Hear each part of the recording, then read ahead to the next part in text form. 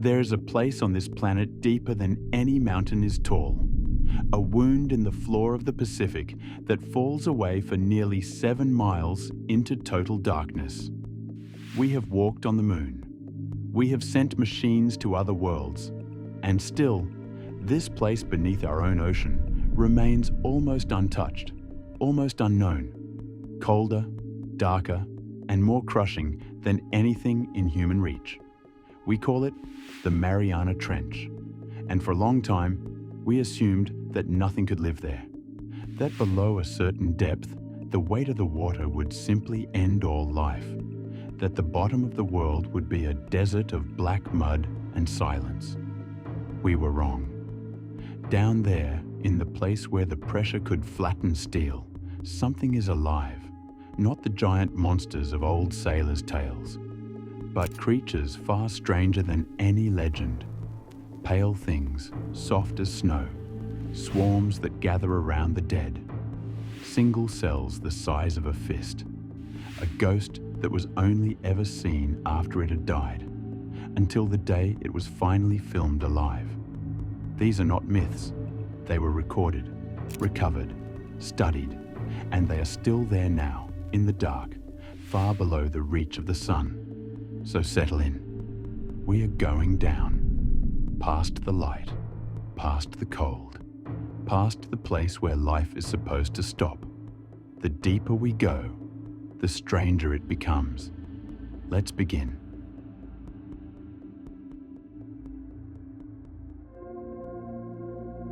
When most of us imagine the deepest place on Earth, we imagine a monster, something enormous and ancient, with too many teeth, waiting in the dark at the bottom of the world. It is one of the oldest instincts we have, to fill the darkness we cannot see with something terrible. But the truth of the deep is stranger than the monster, because at the very edge of where life can exist, in a place that should, by every rule we understand, be utterly empty, the most successful animal is not a giant at all. It is small, it is pale, it is soft, and it looks less like a beast than like a ghost. This is the story of the Mariana snailfish, the deepest fish ever found, and of the quiet, impossible world it calls home. To understand the snailfish, you first have to understand where it lives, because the place itself is almost beyond imagining. The Mariana Trench is a vast crescent-shaped scar in the floor of the Western Pacific, east of the islands of Guam and the Marianas. It is the lowest point on the surface of the planet, a canyon in the seabed that plunges down for nearly 7 miles. At its deepest, in a place called the Challenger Deep, the bottom lies almost 11,000 meters beneath the waves. If you could lift Mount Everest from the Earth and lower it into the trench, its summit would still be more than a mile underwater. But depth is only part of the horror. The real terror of the deep is the pressure. Every 10 meters you descend into the ocean, the weight of the water above you grows.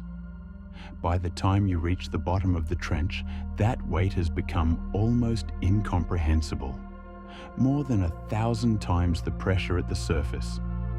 It is the equivalent of stacking dozens of jumbo jets onto a single square of ground the size of your hand. It is a force that would crush an unprotected human body in an instant, that has imploded steel, that warps and folds the strongest machines we can build. And into this, into the cold, the crushing dark, the place where sunlight has not reached for the entire history of the world, life has somehow found a way. It is worth remembering how recently we believed otherwise. In the middle of the 19th century, one of the most respected naturalists of his age studied the creatures dredged from the Mediterranean and concluded that life thinned out with depth until, somewhere below a few hundred meters, it stopped altogether. He called the lightless world beneath that line the Azoic Zone, the zone without life. For a generation, this was accepted wisdom. The deep ocean was imagined as a sterile, eternal graveyard, a dead layer wrapping the bottom of the world. Every discovery since has been a slow unmaking of that idea, a steady descent of the line at which we are forced to admit that something is still alive. And no creature has pushed that line down harder or into a more hostile place than the pale little fish at the bottom of the Mariana Trench. For a long time, scientists believed there had to be a limit, a depth below which no fish could survive, no matter how it tried. The biology seemed clear. The proteins and membranes that make up a living body should simply stop working under that much pressure. Cells should fail. There should be a line somewhere down in the dark, beyond which the water was simply too heavy for anything with a backbone to exist. That line was thought to lie at around 8,000 meters. And the question that haunted deep-sea biologists for decades was simple. What lives right up against it? What is the last fish, the deepest creature with a spine, clinging to the very boundary of what is possible? The answer came slowly, gathered over years of patient, difficult work.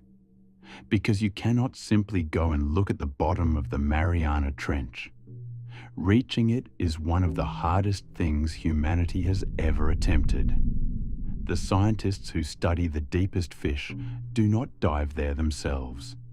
Instead, they send unmanned landers, heavy steel frames carrying cameras, bait, and lights, dropping them off the side of a research ship and waiting for hours as they sink, alone, into the black. And when those cameras finally settled on the seabed, miles down, and the lights switched on, something came out of the darkness to meet them.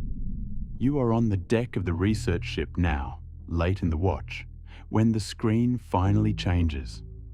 For most of the day, there has been nothing, only the grey haze of the seabed 8,000 meters below, lit by a single lamp on a steel frame you let over the side at dawn.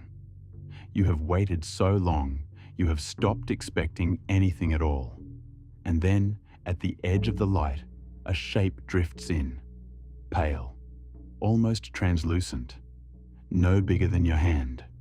You lean toward the monitor, hardly breathing, as it glides into full view. Soft-bodied, unhurried, its small dark eyes catching the lamp. It does not flee. It does not even seem to notice the impossible weight of the water pressing in from every side.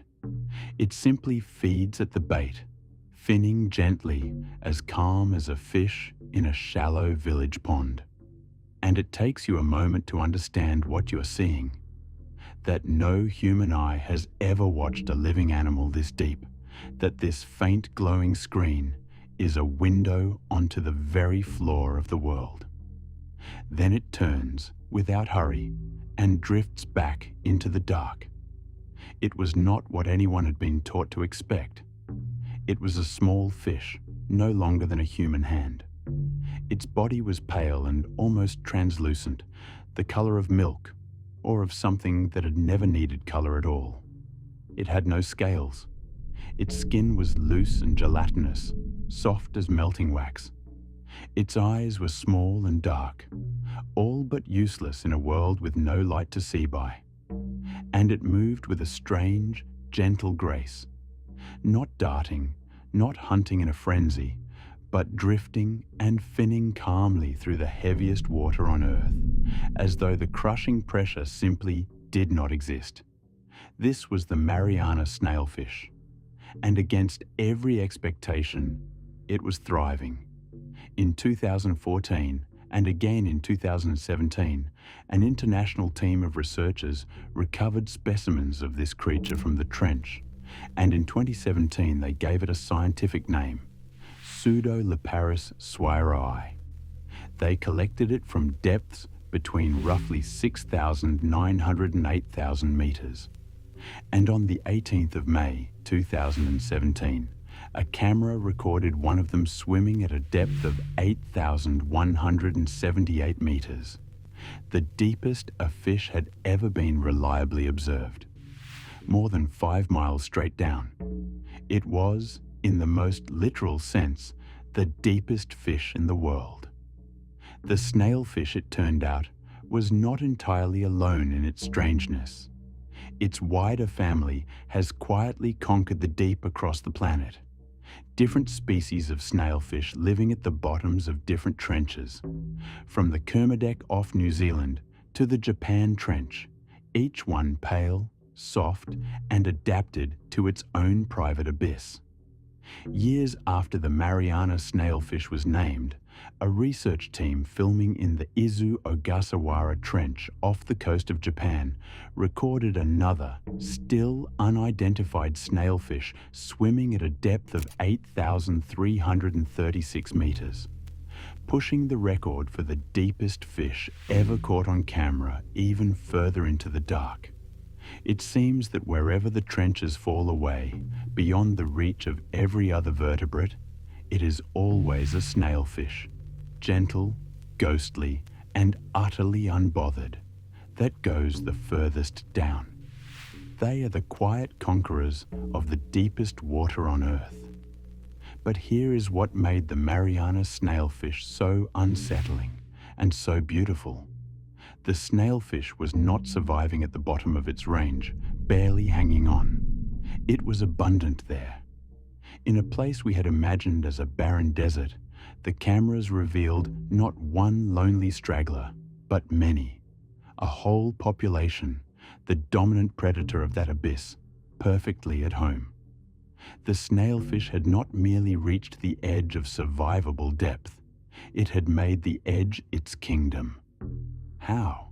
How does something so fragile-looking endure a force that crushes steel? The answer lies in everything about the way the snailfish is built, and in the very softness that makes it look so ghostly. It has no swim bladder, the gas-filled organ that most fish use to control their depth. At these pressures, a pocket of gas would be fatal, so the snailfish has simply done away with it. Its bones are thin, flexible, and only partly hardened so that the pressure cannot snap them. Its body holds very little air and a great deal of water and gel, which makes it nearly incompressible. The weight of the ocean pushes in equally from all sides, and a body made mostly of fluid has nothing to crush. And then there is its secret weapon, a chemical one, hidden inside its very cells. To keep its proteins from being deformed and destroyed by the pressure, the snailfish, like other deep creatures, is saturated with a molecule that acts as a kind of internal scaffolding, bracing the machinery of life against the crushing dark. There is a depth at which even this molecule is thought to reach its own limit, a chemical ceiling that may explain why fish cannot go deeper than around 8,000 meters at all. The snailfish lives at the very top of that ceiling, in the last thin band of water where a backboned animal can still exist. Below it, in the final 2.5 miles to the absolute bottom, there are no fish. There is only the invertebrate world, the swarms and the strange single cells we will meet later in this descent. So the snailfish is not a monster guarding the abyss. It is something quieter and far more profound.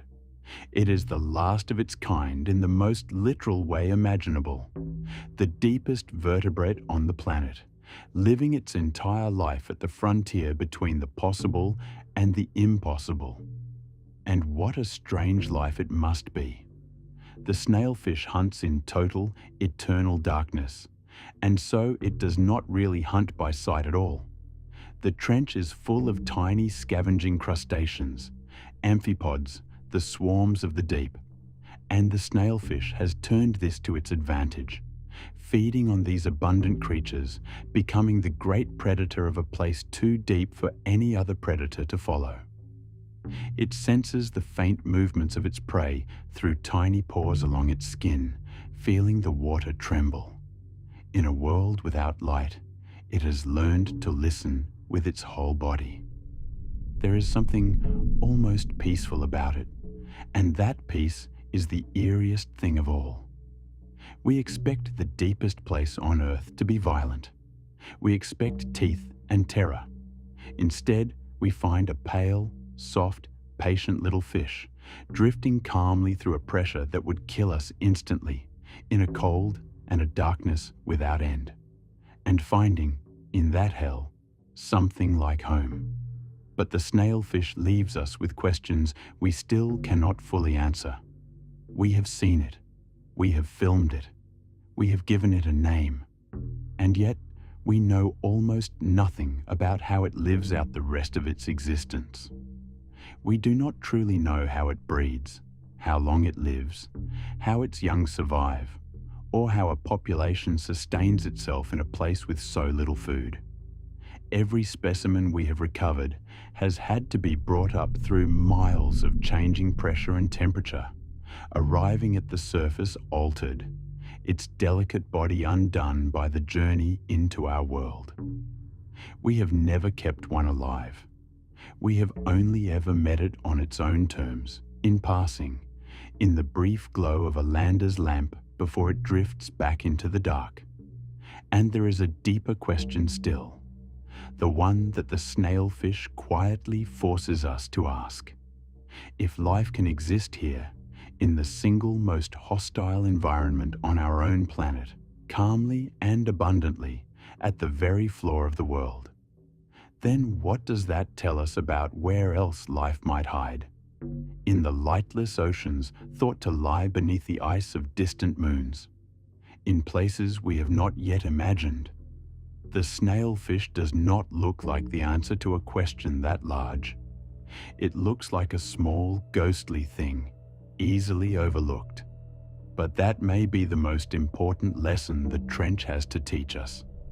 The monsters we feared are not what is waiting in the dark. What is waiting is stranger and softer and far harder to explain. Life that has quietly rewritten the rules in a place we still cannot reach. The deepest fish in the world is not a beast at all. It is a pale spectre at the edge of the possible, and it is still down there now, drifting in the black, finning gently through the heaviest water on Earth, perfectly, impossibly alive.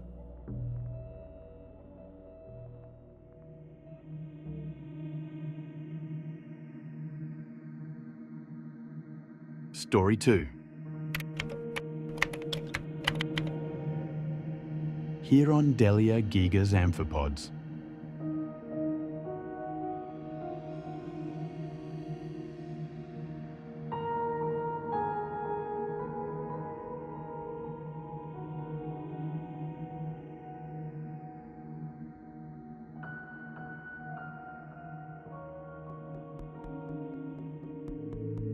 The deepest fish in the world drifts gently through the black, perfectly and impossibly alive.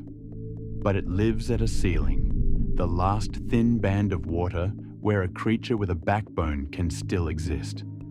And below that ceiling, the trench keeps falling. Another 2.5 miles of darkness drop away beneath the snailfish's world, down to the absolute bottom, the deepest point on the face of the earth. We are going down there now, past the last fish, into the place where there are no vertebrates left at all, where the rulers of the abyss are something smaller, more numerous, and far more relentless. Because even at the bottom of the world, hunger is waiting. This is the story of Hirondella gigas, the swarm of the Challenger Deep. To find it, we have to go all the way down. The Challenger Deep is the lowest point in the Mariana Trench and the lowest point anywhere on the planet, nearly 11,000 meters beneath the surface of the Western Pacific. It is named for the British ship that first sounded these depths in the 1870s, lowering a weighted rope into water so deep the crew could scarcely believe the figures. Only a handful of human beings have ever traveled to the bottom of it, fewer than have walked on the moon. It is, in every sense, the end of the Earth's surface. There is nowhere lower to go, and it should, by all the old logic, be a desert. Sunlight has never touched it. Nothing photosynthesizes there. No plant has ever grown in that dark. The temperature hovers just above freezing. The pressure is over 1,000 times what we feel at sea level, enough to compress the water itself, enough to crush almost anything we could send down. There is no obvious source of food. By every expectation, the floor of the Challenger Deep should be a barren, silent plain of pale sediment, as empty as the surface of a dead world. But it is not empty. It is, in fact, crowded. When scientists first began lowering baited cameras and traps to the very bottom of the trench, they found something waiting that genuinely unsettled them. Not a few hardy survivors clinging on, not the occasional scavenger passing through. They found multitudes. The moment a piece of bait settled on the seabed, the dark around it came alive. Pale, shrimp-like creatures swarming up out of the sediment and in from the surrounding black, gathering on the food in their hundreds, then their thousands, until the bait vanished beneath a writhing, seething mass of bodies. You are watching that bait camera now, in the red glow of the ship's lab, as the recovered footage from the bottom plays back. For the first long minutes, there is nothing. Only the bait resting on pale sediment, almost 11,000 meters down, lit by a single cold lamp. The seabed looks dead, empty, and then you see the first one, a pale shape, no longer than your thumb, flicking in at the edge of the frame. Then another. Then the sediment itself seems to come apart, and they are everywhere, pouring up out of the mud, swimming in from the dark, hundreds of them, then more than you can count, climbing over one another to reach the food. Within minutes, the bait is gone beneath a living, churning mass of bodies. You sit back from the screen. You are looking at the most remote place on the planet. A pit deeper than Everest is tall, and it is not empty at all. It was only waiting. It was always waiting. These are the amphipods, and the largest and most dominant of them, the king of the very deepest layer, is Hirundelia gigas. By the standards of the surface world, an amphipod is nothing. They are crustaceans, distant relatives of shrimp and crabs, and the little sandhoppers that flick across a beach when you lift a stand of seaweed. Most are a few millimeters long, easily overlooked. But in the trenches, freed from the predators and competition of shallower water, some have grown strange and large. Hirundelia gigas is bigger than its shallow cousins, and in the deepest part of the trench, where the snailfish cannot follow and no fish exists to hunt them, it has become the master of its world. They are pale, almost colorless, armored in translucent shell, with long feeling antennae and clusters of legs built for swimming, crawling, and clinging. And they are everywhere. In the Challenger Deep, they are the dominant animal, the thing that is truly in charge at the bottom of the sea. The question that haunts every scientist who studies them is the same one the snailfish raised, only sharper. What do they eat? In a place with no sunlight and no plants, in the deepest, most isolated pit on Earth, how does a teeming population of hungry creatures survive at all? The answer begins far above them, and it is one of the quietest, strangest processes on the planet. Everywhere in the ocean, things are dying. Plankton, fish, animals of every size, in the sunlit waters miles overhead. And when they die, they sink. Their bodies, their waste, the fragments of 1 billion small deaths, all drift slowly downward in a continuous, ghostly fall that biologists call marine snow. It sifts down through the water for days, for weeks, a soft and endless snowfall of the dead, settling at last on the floor of the trench. The Challenger. Deep, lying at the very bottom of an enormous funnel of water, catches more of this falling matter than almost anywhere. A slow rain of nourishment delivered from a living world the amphipods will never see. And every so often, something far larger falls. The carcass of a fish, a squid, a marine mammal. A sudden, enormous windfall of food crashing down out of the dark. To the amphipods, a single body like this is a feast beyond imagining, and they have evolved to find it and strip it with astonishing speed. They can sense it from across the dark, swarm to it, and reduce it to bone in a matter of hours. The bottom of the world, it turns out, is not a place of stillness. It is a place of appetite, patient, ceaseless, waiting always for the next thing to fall. But marine snow and the occasional carcass are not always enough, and here, Hirandalia gigas reveals its strangest secret. The trenches, lying near the islands and storm tracks of the Western Pacific, receive something unusual from the world above. Driftwood. Branches, trunks, fragments of plants and trees, washed off distant coasts and waterlogged until they sink, settling at last on the deepest seabed. To almost any animal, sunken wood is inedible, indigestible, useless. But the amphipod has done something no one expected. Inside its gut, it manufactures a powerful enzyme, a cellulase, capable of breaking down the tough cellulose fibers of wood itself, unlocking sugars from material that should be impossible to eat. It can, quite literally, digest a sunken forest. In a place with almost nothing to live on, Hirandalia gigas has learned to eat the one thing no one else can. And then there is the matter of the pressure, the same crushing force that shapes everything in the trench. An amphipod's body is armored in a shell built largely of calcium carbonate, the same mineral that forms seashells and chalk. But here is the problem. In the cold, high-pressure, carbon dioxide-rich water of the deep trench, calcium carbonate begins to dissolve.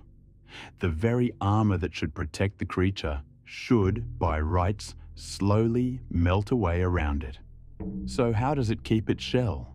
The answer, discovered only recently, is almost alchemical. The amphipod produces an acid in its gut that draws aluminum out of the mineral sediment it crawls through. And that aluminum, brought to the surface of its body, forms a kind of gel, an invisible shield that coats the shell and protects the fragile calcium carbonate from dissolving. The creature is, in effect, mining metal from the floor of the trench and wearing it as armor. A pale, finger-sized scavenger at the bottom of the world has quietly solved a chemical problem that would defeat almost any other animal, pulling aluminum from the mud to keep itself from dissolving in the dark. This is what makes the swarm so unsettling and so impressive. It is easy to dismiss the amphipods as mere scavengers, lowly things feeding on the dead. But look closer, and you see a creature exquisitely engineered for the harshest place imaginable, able to eat wood, able to armor itself in metal, able to find a single carcass across miles of black water and reduce it to nothing. The snailfish is the ghost at the edge of the possible. The amphipod is what waits below even that, the relentless, patient engine of the absolute deep. There is something almost ceremonial about the way they feed, And that is the eeriest part of all.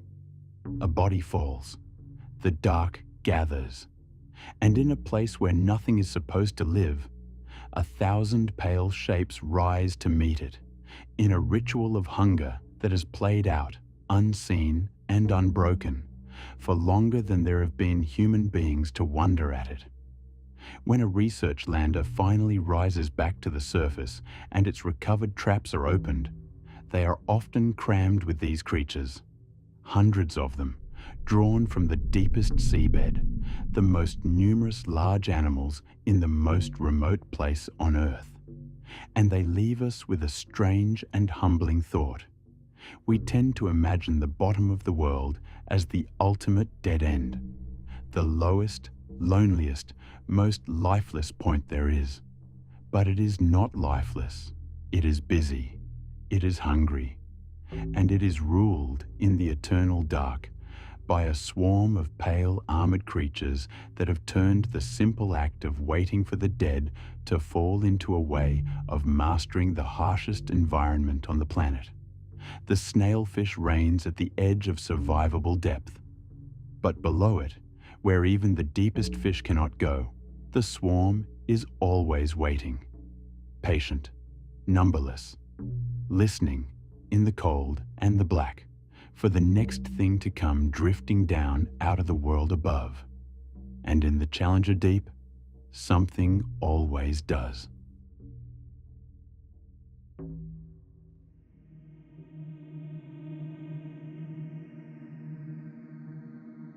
Story 3.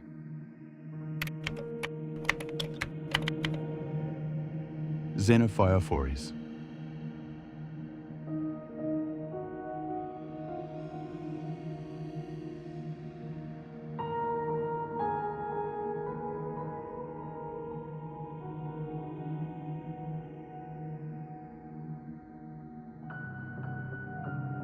In the Challenger Deep, the swarm is always waiting, patient, numberless, listening in the cold and the black for the next thing to fall.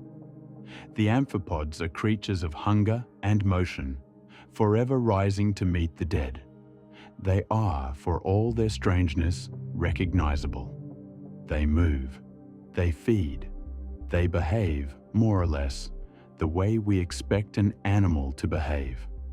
But not everything that lives in the trench moves. Not everything that lives in the trench even is, in the way we usually mean that word. Because scattered across the deepest seabeds of the Mariana region are things that look, at first, like objects, like structures, like the broken relics of something built and then abandoned. They do not swim. They do not chase. They simply rest on the bottom, strange and intricate and still. And they are alive.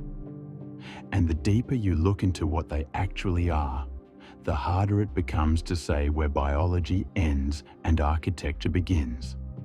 This is the story of the Xenophyophores, the living architecture of the Serena Deep. Let us begin with the place, because it has a quiet poetry to it. The Mariana Trench is not a single pit, but a long crescent of deep places, and not far from the famous Challenger Deep lies another of its great wounds, the Serena Deep, the second deepest spot in the entire trench, plunging to more than 10,500 meters. The name itself seems to belong to a myth. Serena, the siren, the voice that calls sailors down into the water. And it was here, and in the deep plains around it, that researchers found something that genuinely strains the imagination. On a 2011 expedition into the Serena Deep, scientists lowering cameras into the abyss recorded delicate, complex forms sitting on the seabed at depths of over 10,600 meters, deeper than these organisms had ever been confirmed to exist. They looked like clusters of crumpled foil, or flattened fans, or strange ridged plates and rosettes of sediment, some of them as wide as a human hand. They looked, frankly, like things, like artifacts, like the litter of some lost construction project on the floor of the world. You are in the control van of the research ship now, hours into the descent, guiding the camera's lights across the floor of the Serena Deep. More than 10,000 meters of black water pressed down on the little vehicle, and you have learned to read this seabed. Flat, pale, endless mud, the same in every direction. And then the lights catch something that does not belong. A shape on the bottom, intricate and ridged, like a crumpled fan, like a small ruin. You ease the view closer, and there is another and another. A whole field of them scattered across the sediment, delicate and deliberate, each one the size of a hand. For a moment your mind insists they are made things, debris, the wreckage of something built down here in the dark. You call the others over, and they crowd the monitors, and someone says the word quietly, almost with reverence. A single cell. Each one of those structures is a single living cell. You look again at the field of silent forms standing in the lamplight, and the floor of the deepest world tilts into something far stranger than you came prepared to see. They were xenophyophores, and here is the fact that makes them one of the most astonishing organisms on the planet. Each one of those intricate hand-sized structures is a single cell. Let that settle for a moment, because it genuinely overturns what most of us were taught. The cell is supposed to be the smallest unit of life, the tiny building block, invisible to the naked eye, billions of which make up a creature like you or me. A human being is built from tens of trillions of them, and yet here, at the bottom of the sea, is a single cell that you could hold in your palm, a single cell larger than your hand. The xenophyophores are, by a wide margin, the largest single cells known to exist anywhere on Earth. They belong to a group called the Foraminifera, an ancient lineage of single-celled organisms that has existed for hundreds of millions of years. Far older than fish, older than the trees, older than almost anything we would recognize as life. Most foraminifera are microscopic, but the xenophyophores took a different path.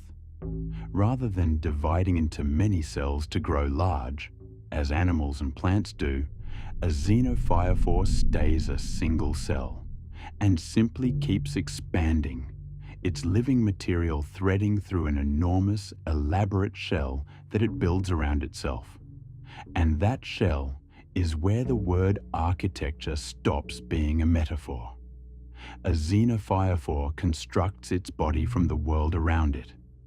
It gathers grains of sediment, fragments of mineral, the tiny shells of other dead creatures, even particles of sponge, and it cements them together, particle by particle, into a complex branching structure called a test. Inside that structure runs a single, vast, branching cell, knitting the whole assemblage together. The creature is, in the most literal sense, both the builder and the building. It mines the seabed for raw material and constructs itself a cathedral of mud and bone, and then it lives, quietly, inside its own creation. This is what makes them so deeply strange to look at. When the cameras find them, you cannot tell whether you are looking at an organism or a ruin. They have the stillness of architecture and the intricacy of life. They look ancient and deliberate, like something carved, like the remains of a tiny lost civilization scattered across the abyssal plain. And the truth, that each is a single living cell, slowly building and rebuilding itself in the dark, is somehow stranger than any of the things they resemble. What do they do down there, motionless on the bottom of the world?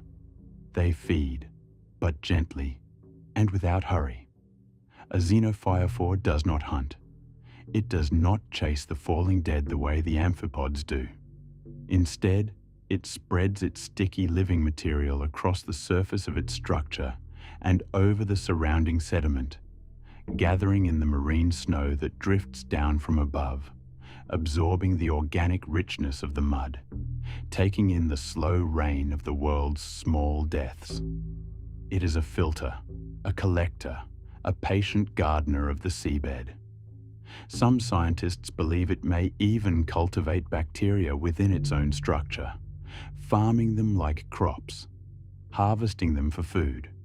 A single cell running a farm, inside a building it made of the ocean floor, and around it, an entire small world gathers. This is perhaps the most beautiful part of their story, because a xenophyophore structure is not only a home for the xenophyophore. Its nooks and chambers and branching passages become shelter for a host of other tiny creatures, small crustaceans, worms, and other minute animals that live among and within the structure, sheltering in it, feeding around it. On seabeds where xenophyophores are abundant, the diversity of other life is noticeably higher. The single giant cell becomes a reef in miniature, an oasis of structure on an otherwise flat and featureless plain. It does not merely live in the deep, it makes the deep more livable for everything around it. In some places, they carpet the seabed in extraordinary numbers, hundreds of them in a small area, a whole field of these living sculptures stretching away into the dark beyond the reach of the lights. Imagine it. A silent plain at the bottom of the world, scattered as far as the camera can see with intricate hand-sized forms, each one a single living cell, each one a tiny architect quietly tending its own small structure in a darkness that has never known the sun. It is one of the most genuinely alien landscapes on our own planet. And it is real, and it is down there now. They are also, in their way, deeply vulnerable, and that fragility deepens the mystery. Xenophyophores are so delicate that they almost never survive being brought to the surface. The change in pressure and temperature destroys them. Their elaborate structures collapse. Their living material disintegrates. We can scarcely study them in a laboratory because they fall apart the moment we try to take them out of their world. Almost everything we know about them, we know from watching them in place, through the eye of a camera, in the brief light of a passing submersible. They remain, even now, among the least understood large organisms on Earth, creatures we can see but barely touch, observe but hardly hold. And they ask us a quietly profound question, the kind the Trench seems to specialize in. We like our categories: organism or object, living or built, creature or structure, a single cell or a great construction. The xenophyophore refuses all of them at once. It is a single cell the size of your hand. It is a creature that is also a building. It is alive and it is still, and it is made of the very seabed it rests upon. It blurs the line between biology and geology, between the living and the made, in a way almost nothing else in nature does. The snailfish showed us life at the edge of the possible. The amphipods showed us hunger ruling the absolute deep. The xenophyophores show us something stranger still, that life in the trench is not only surviving and feeding, but building, shaping, quietly engineering the dark into something more intricate than we ever imagined. That even a single cell, given enough time and the silence of the deep, can become an architect. They sit there now, in their thousands, across the floor of the Serena Deep and the plains around it, motionless, ancient, alive. Tiny cathedrals of mud and bone, each one a single living thing, each one tending its own small corner of the most remote landscape on Earth.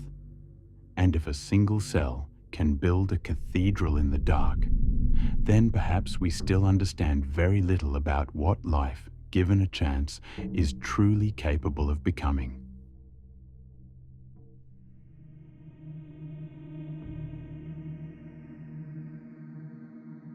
Story 4.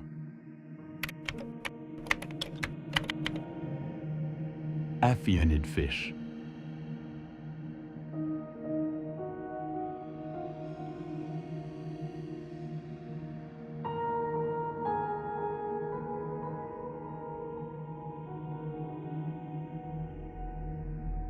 If a single cell can build a cathedral in the dark, then perhaps we understand very little about what life is truly capable of becoming. The xenophyrophores taught us that lesson in a strange and gentle way, and they taught us another lesson too, almost in passing. They are so fragile that they cannot survive the journey to the surface. We can see them, but we can barely hold them. The deep does not give up its creatures easily, and what we manage to drag into the light is often ruined by the journey. Collapsed, broken, nothing like the living thing it was. That problem lies at the heart of the next story, because there are creatures in the trench that, for more than 100 years, we knew only as the dead. Pale, broken specimens hauled up in nets, sagging and shapeless, glimpsed only after they had already been destroyed by their rise into our world. We named them, we catalogued them, we studied their corpses under laboratory lights, and in all that time, no human being had ever seen one alive. Until one day, in the dark water near the Mariana Islands, a camera turned a corner, and there it was. This is the story of the Aphionid, the transparent ghost, brought at last into the light. To understand why that moment mattered so much, you have to understand how science had met this creature before. The Aphionids are a family of deep-sea fish, small and slender, that live in the cold dark of the world's deep slopes and trenches. They are rare, they are remote, and for the entire history of our study of them, they came to us in only one way: dead. A deep trawl or a dredge, scraping the bottom thousands of meters down, would occasionally bring up among its catch a strange, pale, ruined little fish. And that was all anyone ever had. A handful of damaged specimens, preserved in jars, passed between museums and laboratories, studied by the few experts in the world who even knew what they were. From those broken bodies, scientists pieced together a portrait of something genuinely otherworldly. The Aphionid has no scales. Its skin is loose, transparent, and gelatinous, so clear in life that you can see straight through it to the organs and the faint line of the spine within. It has almost no pigment anywhere in its body. It is the color of nothing, the color of clouded glass. Its eyes are tiny and underdeveloped, all but useless, reduced almost to nothing in a world where sight has no purpose. It is built of jelly and water, and the faintest suggestion of a fish, drifting somewhere far below the reach of the sun. But a dead Aphionid tells you only so much. Pulled up through miles of warming, lightening water, its delicate body collapses. Its transparent skin clouds and tears. By the time it reaches a laboratory bench, it is a sad, sagging shadow of whatever it had been in its own world. Scientists could describe its anatomy, but they could only guess at the living animal, how it moved, how it held itself, how it behaved in the black water it called home. The Aphionid was a creature known entirely from its own corpse, a ghost we had only ever met after it had died. And then came the summer of 2016. That year, the American research ship Okeanos Explorer was conducting a long campaign of deep dives through the remote waters of the Mariana region.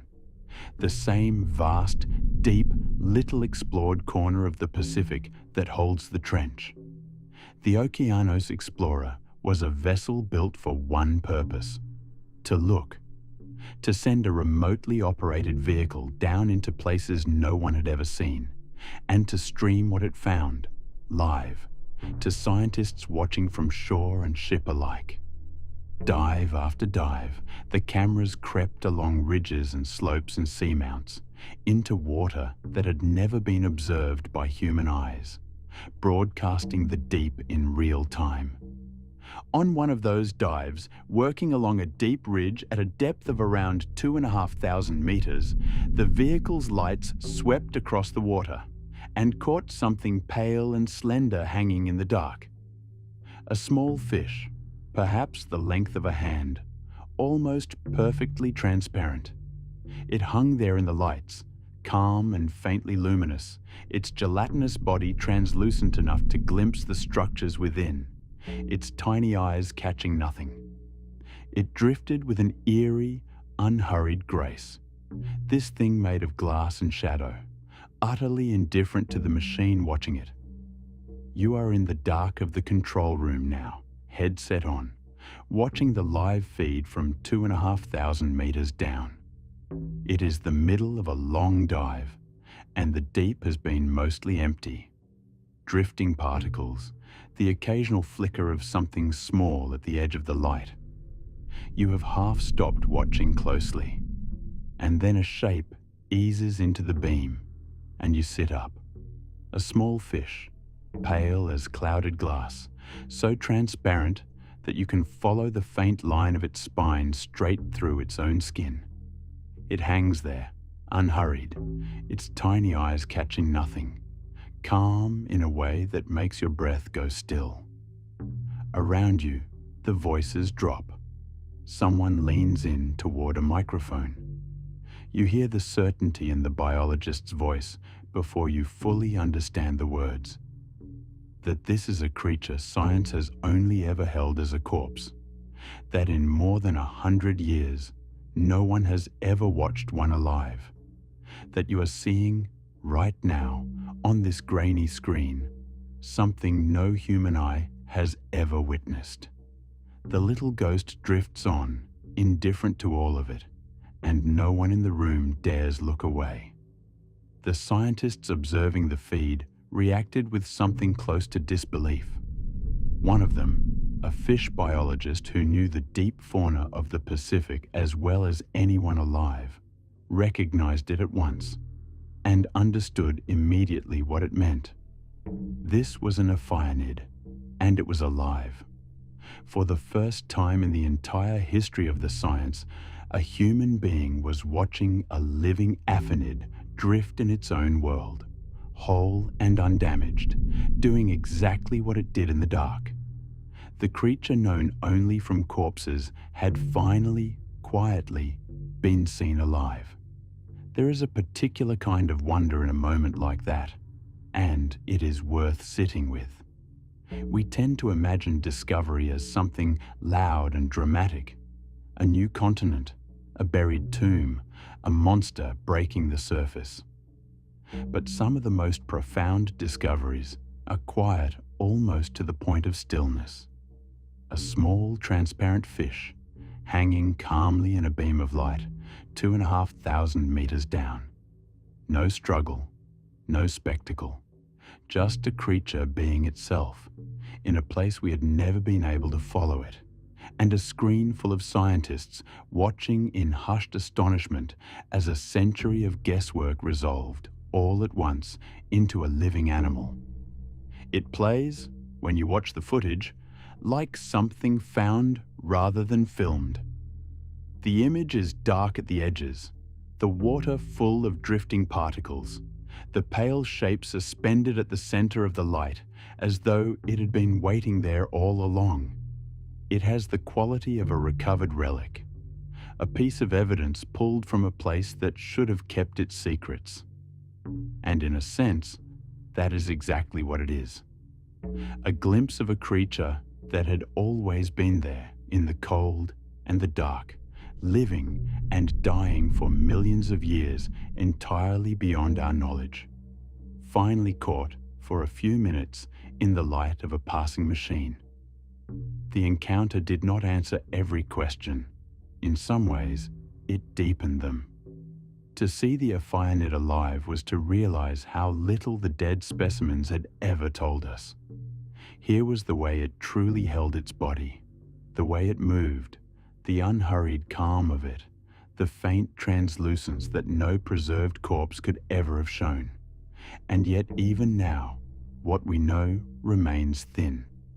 We do not fully understand how it feeds, how it breeds, how long it lives, how common or rare it truly is across the deep slopes of the world. We have, even now, seen the living animal only a handful of times.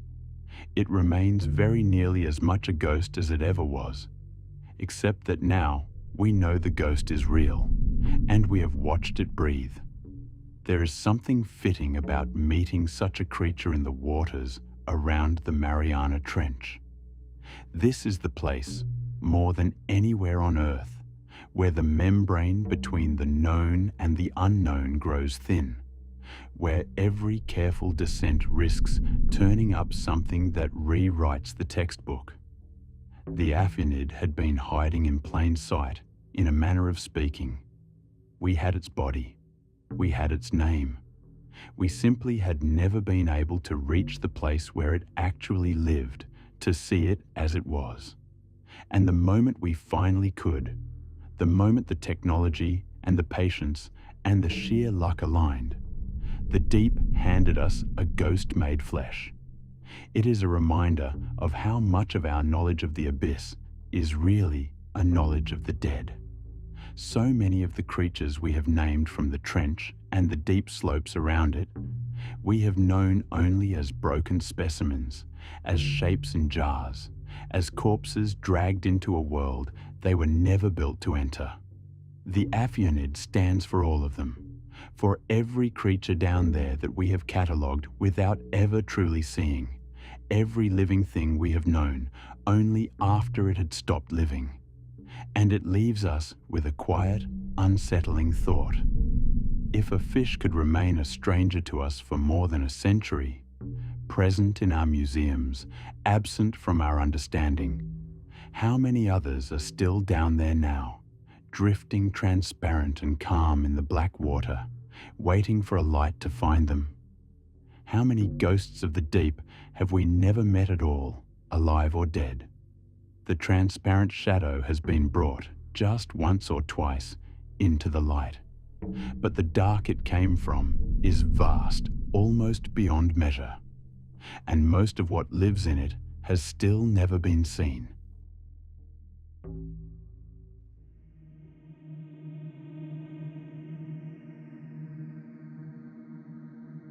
Story 5. Hydrothermal vent life.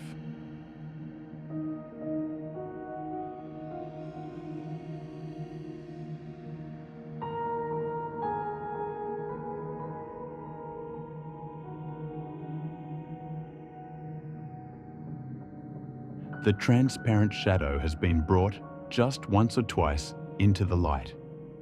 But the dark it came from is vast almost beyond measure, and most of what lives in it has never been seen.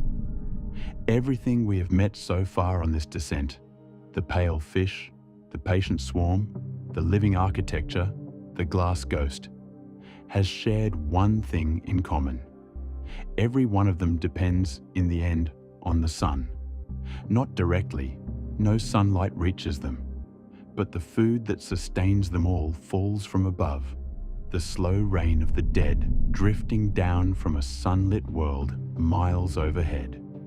Cut off that distant sun, and the whole dark economy of the trench would starve.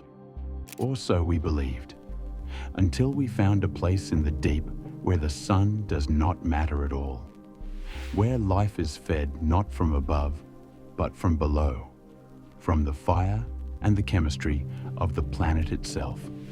This is the story of the hydrothermal vents of the Mariana, the alchemists of the smoker chimneys. For almost the entire history of biology, one rule seemed beyond question. All life runs on sunlight. Plants capture the sun's energy and turn it into food. Everything else, directly or indirectly, eats the plants, or eats the things that ate the plants. The sun was the engine at the bottom of every food chain on Earth. It was, we thought, the one thing nothing living could do without.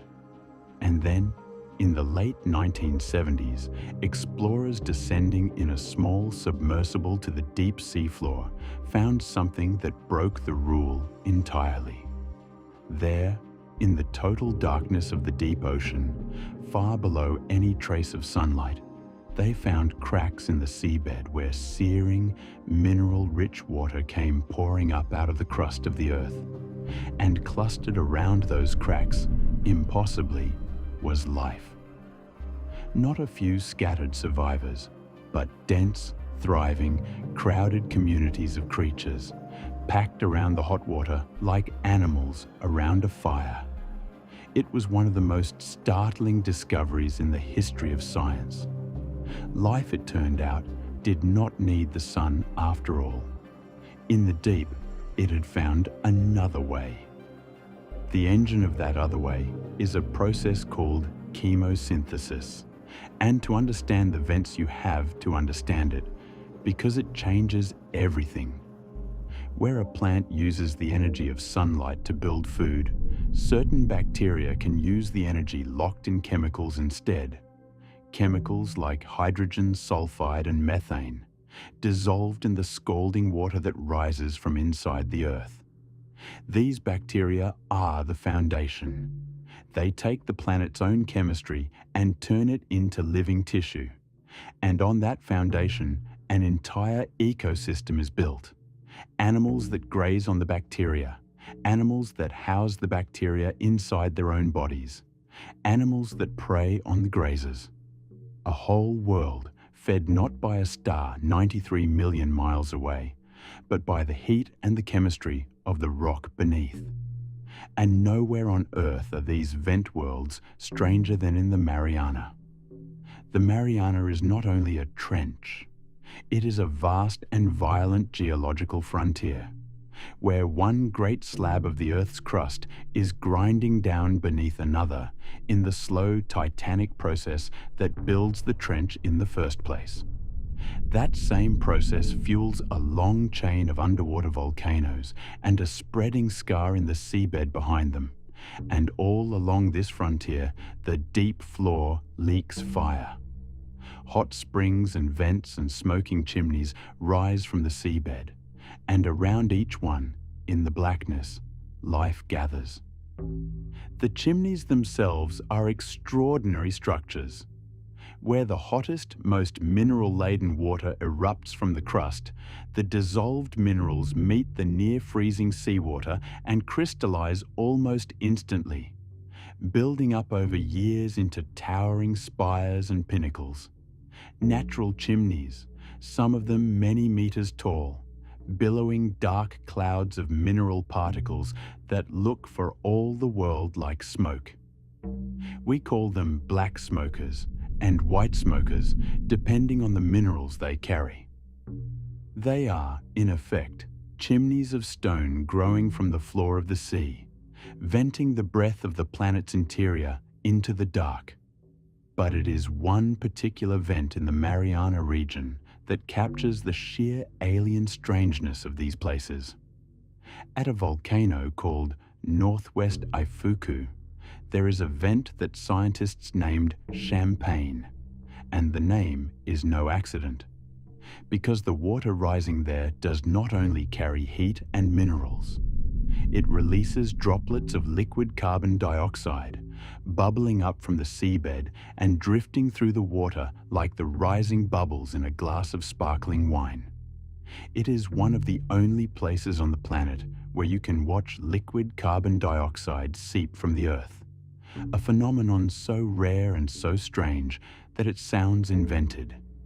And there, in that carbonated, acidic, mineral-thick water, life does not merely survive, it crowds in.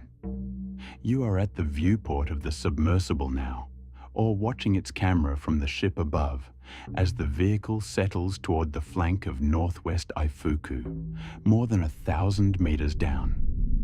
For a long while there has been only cold black water and bare volcanic rock sliding past in the lights. Then the beam catches something rising through it. Small, clear spheres drifting upward like bubbles in a glass, except these are droplets of liquid carbon dioxide seeping straight out of the earth. You ease closer, and the seabed ahead resolves out of the dark into something that should not be possible. A crowded, living mound. Snails in their thousands, packed shell to shell. Mussels gathered in dense beds. Shrimp flickering through the warm shimmer of the venting water. A whole teeming garden blooming in absolute darkness, fed by the breath of the planet instead of the light of the sun. You hold the light steady on it, and it settles over you slowly, that you are watching one of the oldest rules of life being quietly, calmly broken, right here in front of you, on the floor of the sea. Around the Mariana vents live communities of creatures found almost nowhere else, and they are as strange as anything we have met on this journey. There are snails unlike any in the shallow world, large armored creatures that dominate many of these vent fields, harboring chemosynthetic bacteria within their own bodies and living, in effect, off the chemistry of the deep. There are mussels gathered in dense beds around the warm water, also home to bacteria that feed them. There are shrimp, crabs, anemones, and tube-dwelling worms clustered in the glow of the chimneys, packed together in an oasis of life on a seabed that is otherwise dark and barren. Each of these creatures has, in its own way, made a pact with the bacteria and the chemistry of the vent, trading the sun for the fire below. And the contrast is staggering. Step a short distance away from a vent, and the seafloor is once again the cold, sparse desert we expect of the deep. But right at the vent, in the rising heat and the mineral smoke and the bubbling carbon dioxide, there is a riot of life. A crowded, teeming garden blooming in the dark, fed by the planet's own inner furnace. These are islands of abundance in the abyss, scattered along the volcanic frontier of the Mariana, each one an entire living world unto itself. It is worth pausing on just how harsh these gardens really are, because it deepens the wonder. The water at the vents can be ferociously hot, hot enough at the source to melt some of the very instruments we send to measure it, while just beyond it, the sea is near freezing. It is laced with chemicals that would be poison to almost anything from the surface world. The hydrogen sulfide that feeds the vent bacteria is the same gas that smells of rotten eggs and kills animals like us. The water near the champagne vent is acidic with dissolved carbon dioxide. By every measure we would normally apply, these are some of the most toxic, extreme, hostile microenvironments on the planet. And they are not merely tolerated by life. They are the richest oases in the entire deep sea. This is the final and perhaps the greatest of the Trench's lessons, and it reaches beyond our own planet. Because if life can build thriving worlds in total darkness, fed by nothing but the chemistry of hot rock and water, then life does not need a sun at all. And that single fact has transformed the way we think about where life might exist elsewhere. There are moons in our own solar system, frozen worlds wrapped in ice with no sunlight reaching their hidden depths, that are thought to hold vast oceans of liquid water beneath their frozen shells, warmed and stirred by the heat of their own interiors. Before the vents, such places seemed hopelessly dead. After the vents, they look like exactly the kind of place where life, given chemistry and heat and water and time, might just have found another way. The same way it found here, in the dark gardens of the Mariana. So the alchemists of the smoker chimneys are more than a curiosity. They are a quiet rewriting of one of our oldest assumptions. Proof that the sun, which we thought was the source of all living things, is not the only fire that life can gather around.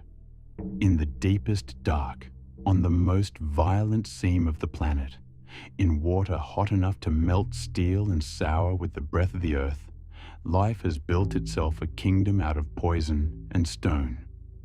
And that brings our descent full circle. We came down into the trench expecting monsters, expecting teeth and terror in the dark. Instead, we found a pale fish that drifts where nothing should live, a swarm that turns death into a quiet ritual, a single cell that builds itself a cathedral, a ghost we had only ever known as a corpse, and a garden of fire blooming on the floor of the world. None of them are the monsters of our imagination. All of them are stranger and more wonderful than anything we feared. The deepest place on earth is not a dead end. It is alive in ways that overturn our oldest rules, fed from above and fed from below, building and feeding and quietly thriving in the cold and the dark and the crushing pressure, in the one place we still cannot truly reach. And we have seen only the smallest fraction of it. The rest is still down there now, in the black, waiting for the next light to find it. Story 6.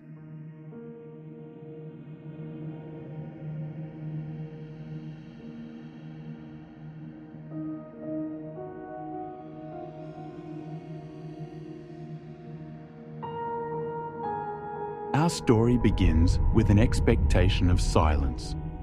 For as long as human beings have imagined the bottom of the sea, we have pictured it as a place of stillness.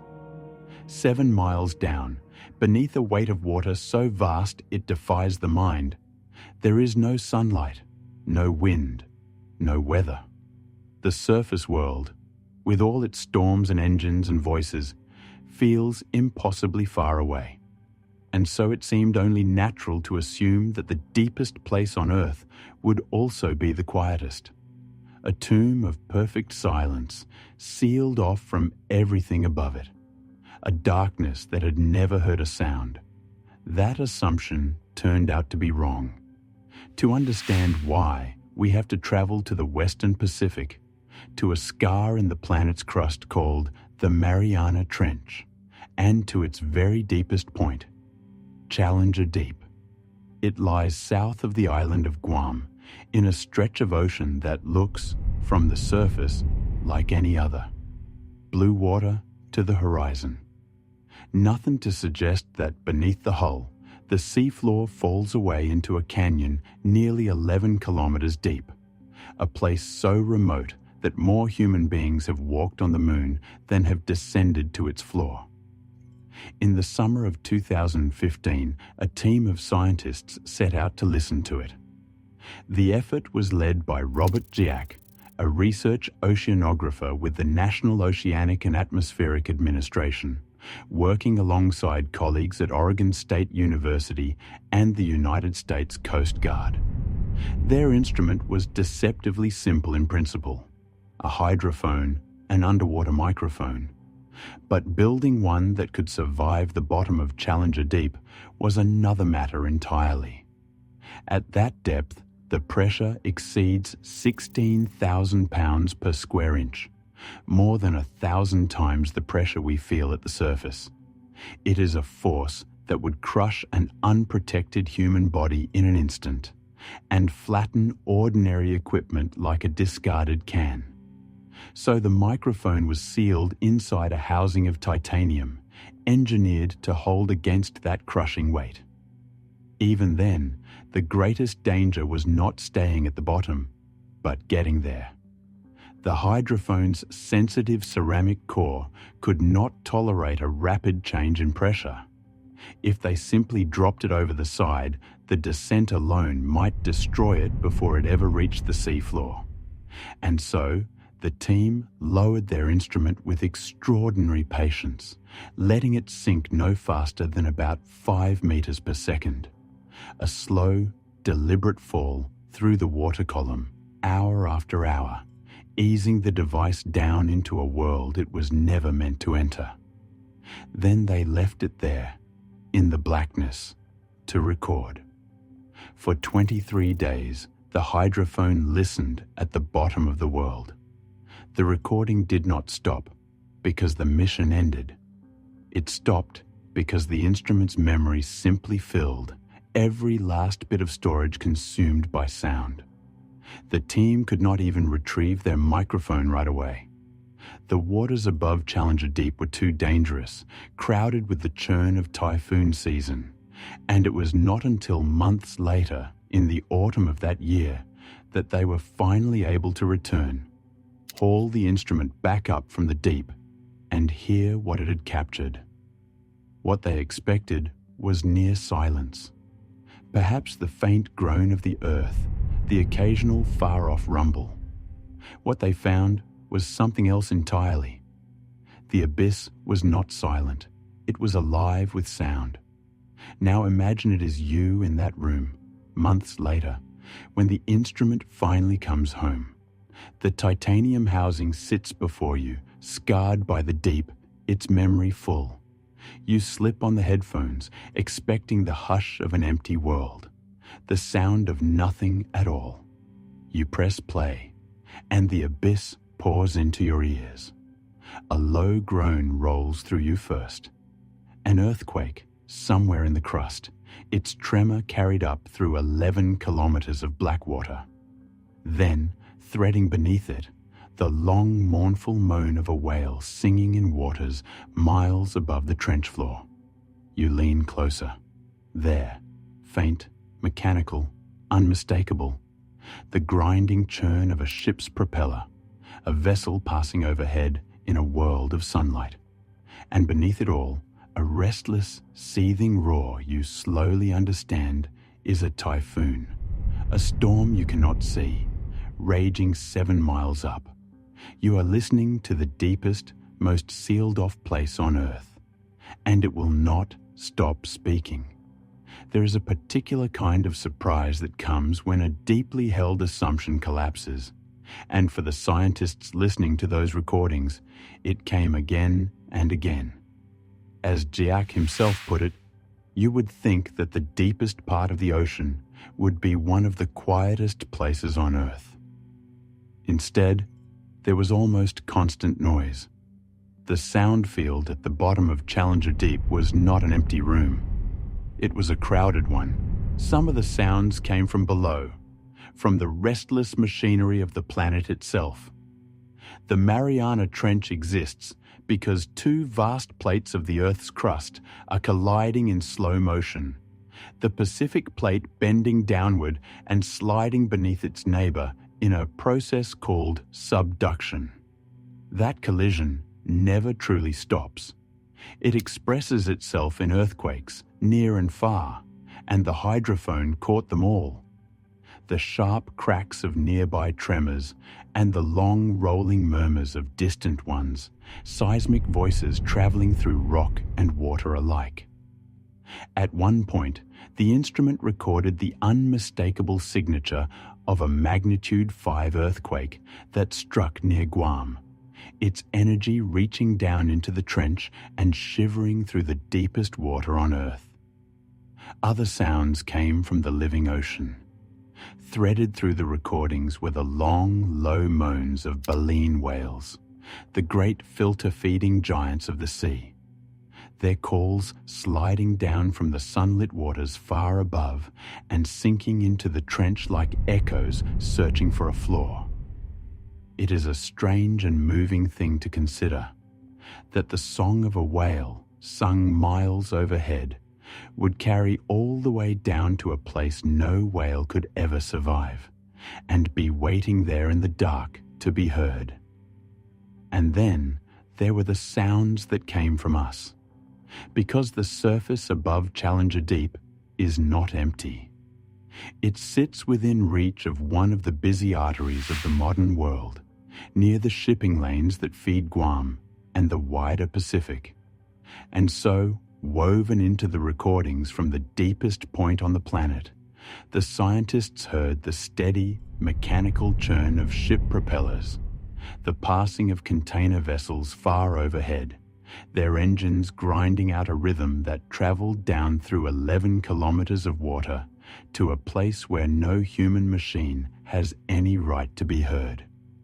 The industry of the surface world echoing in the abyss. Perhaps the most haunting intrusion of all came not from the water, but from the sky. During the weeks the hydrophone was listening, a Category 4 typhoon passed over the region, an immense rotating storm churning the ocean's surface into chaos. And even that reached the bottom. The fury of the wind and the waves, the violence of a storm raging 7 miles above, pressed its signature down into the trench and left it on the recording. A storm in the atmosphere, recorded at the deepest point in the sea. Put together, the picture that emerged was almost paradoxical. The most isolated place on Earth was not isolated at all. It was a listening post, a point at the very bottom of the world that received, all at once, the voices of the planet above and the planet below. Earthquakes from within the crust, wails from the middle waters, ships and storms from the surface. The trench did not silence these sounds. It gathered them. The reason lies in the strange physics of sound in the deep ocean. Underwater, sound is not the fragile, fading thing it is in air. It travels farther, faster, and with astonishing persistence, carried through the dense water across enormous distances with little to stop it. The trench, far from sealing sound out, acts almost like a vast natural chamber, funneling and preserving vibrations that would scatter and die in the open air. Nothing about the deep muffles the world. If anything, it listens more keenly than any place above it. But the recordings from Challenger Deep were only part of a larger, stranger story. For in the same region of the Western Pacific, in the years just before that hydrophone was lowered, other instruments had captured something that no one has ever fully explained. In the autumn of 2014, autonomous listening devices drifting through the waters near the Mariana Trench recorded a sound unlike anything the scientists had heard before. It became known as the Western Pacific Biotwang, and to hear it described is to understand why it unsettled the researchers who studied it.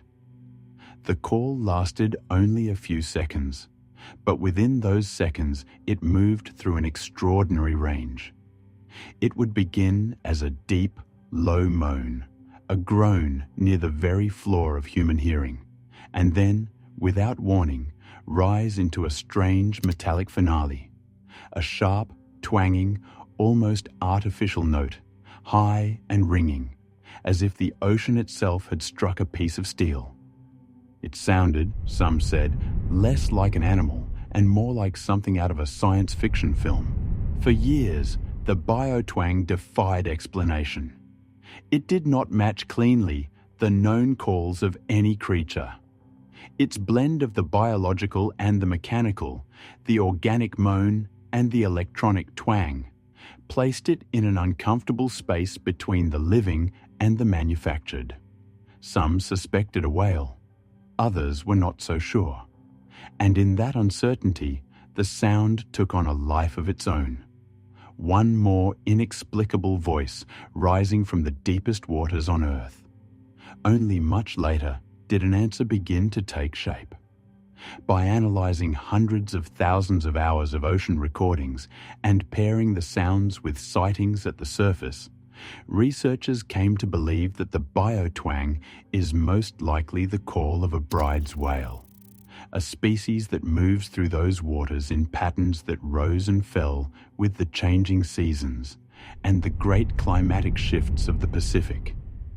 A contact call, perhaps. A voice reaching out across the water for others of its kind. If the explanation holds, then even the strangest sound in the trench turns out to be, at heart, something achingly familiar. A living creature, calling out into the dark, hoping to be heard. And yet the mystery does not entirely dissolve, because the deeper truth revealed by those years of listening is not about any single sound, but about the nature of the place itself.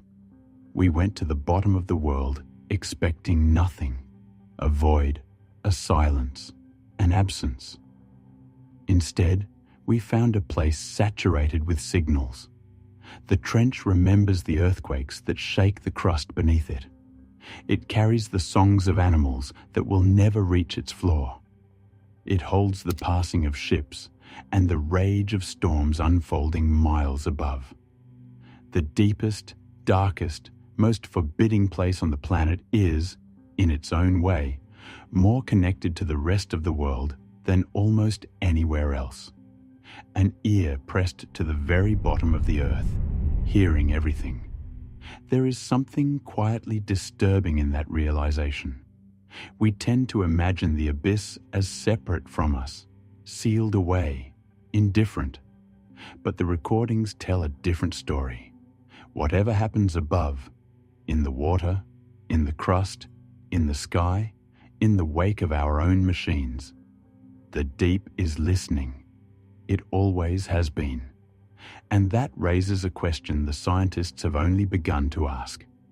They lowered that hydrophone not only to hear the trench as it is now, but to establish a baseline, a record against which to measure whether the ocean is growing louder, whether the rising tide of human noise is reaching even into its deepest sanctuaries.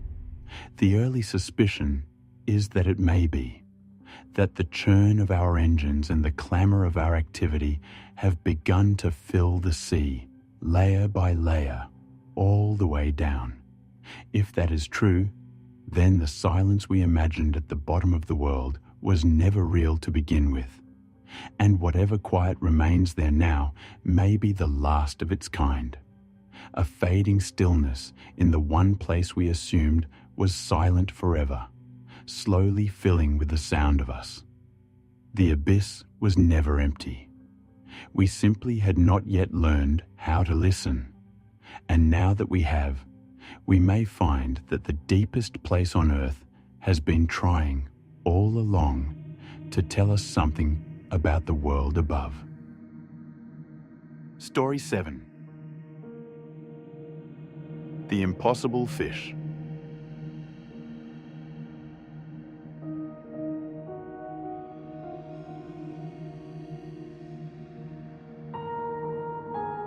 The abyss, we have learned, is always speaking, but listening is not the same as seeing. And for all the sounds that rise from the deepest place on earth, there is one question that no hydrophone can answer, one that has haunted the trench since the very first human beings descended into it. Not what the abyss says, but what lives there at the bottom, in the dark, where nothing should be able to survive at all.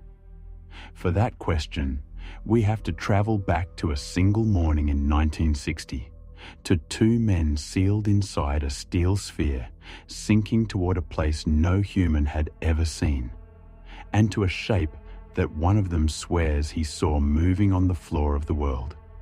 It is the story of the impossible fish, a creature glimpsed once, for a matter of seconds, at the very bottom of Challenger Deep, and never confirmed, never photographed, and never seen again. To this day, scientists cannot agree on whether it was real. It sits in the archive of deep-sea history like a locked drawer no one can open. Possibly a mistake, possibly a myth, and possibly one of the strangest eyewitness accounts ever recorded by a human being. Let us descend and see what they saw. The date was the 23rd of January, 1960. The vessel was called the Trieste, not a submarine in any ordinary sense, but a bathyscaphe, a strange and ungainly craft built for one purpose: to carry human beings straight down, deeper than anyone had ever gone. Its design was simple in concept and audacious in practice. A large float, filled with gasoline for buoyancy, hung above a small, thick-walled sphere of steel, just wide enough for two men to crouch inside. The gasoline made the craft rise. Iron ballast made it sink. There were no engines to speak of, no way to race for the surface. To dive in the Trieste was to surrender to gravity and to trust the sphere to hold. Inside that sphere were two men. One was Jacques Picard, a Swiss engineer whose family had already touched the edges of both the sky and the sea. The other was Don Walsh, a lieutenant in the United States Navy.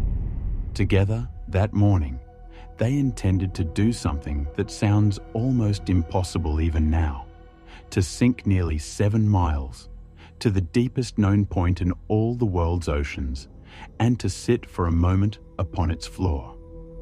The descent was slow, and it was long. Hour after hour, the Trieste sank through the layers of the ocean, and the light died around it. First the warm blue of the shallows, then a deepening indigo, then the twilight of the middle waters, and at last the absolute black of the deep, a darkness so complete that it has no equivalent on the surface of the earth. The pressure climbed with every meter, pressing in on the sphere from all sides, until it reached a force beyond imagining. Over 16,000 pounds bearing down on every square inch, enough to crush a human body in less than an instant. And then, somewhere in the descent, the craft gave them a warning. Far down in the water column, an outer pane of the entrance shaft, a window of thick plexiglass, cracked with a sound loud enough to shake the vessel. The two men felt the jolt run through the Trieste. They paused. They considered. And then, with the bottom still miles below them, they chose to continue. There was no turning back now, not really. They let the craft keep falling. After nearly 5 hours of descent, the Trieste came to rest. The depth gauge read a figure almost beyond belief.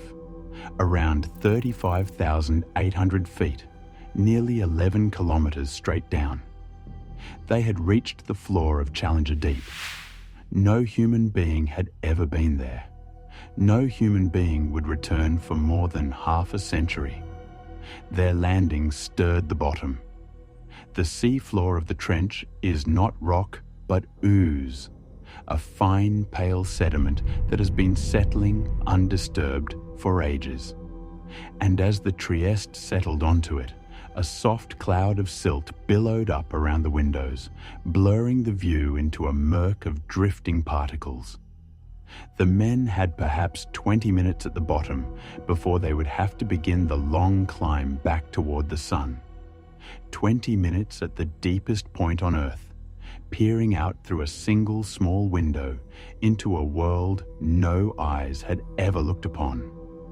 And it was there, in those few clouded minutes, that Jacques Picard saw the thing that would spark an argument lasting more than 60 years.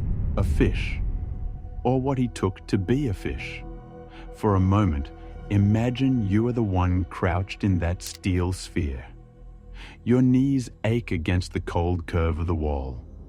The air is stale and close, and the only light in all the world is the pale beam your craft throws onto the ooze outside the single small window. You have fallen for nearly 5 hours to reach this place, and you have perhaps 20 minutes before you must leave it forever.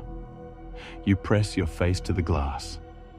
The silt your landing stirred drifts and thins, and then, there, at the edge of the light, something moves.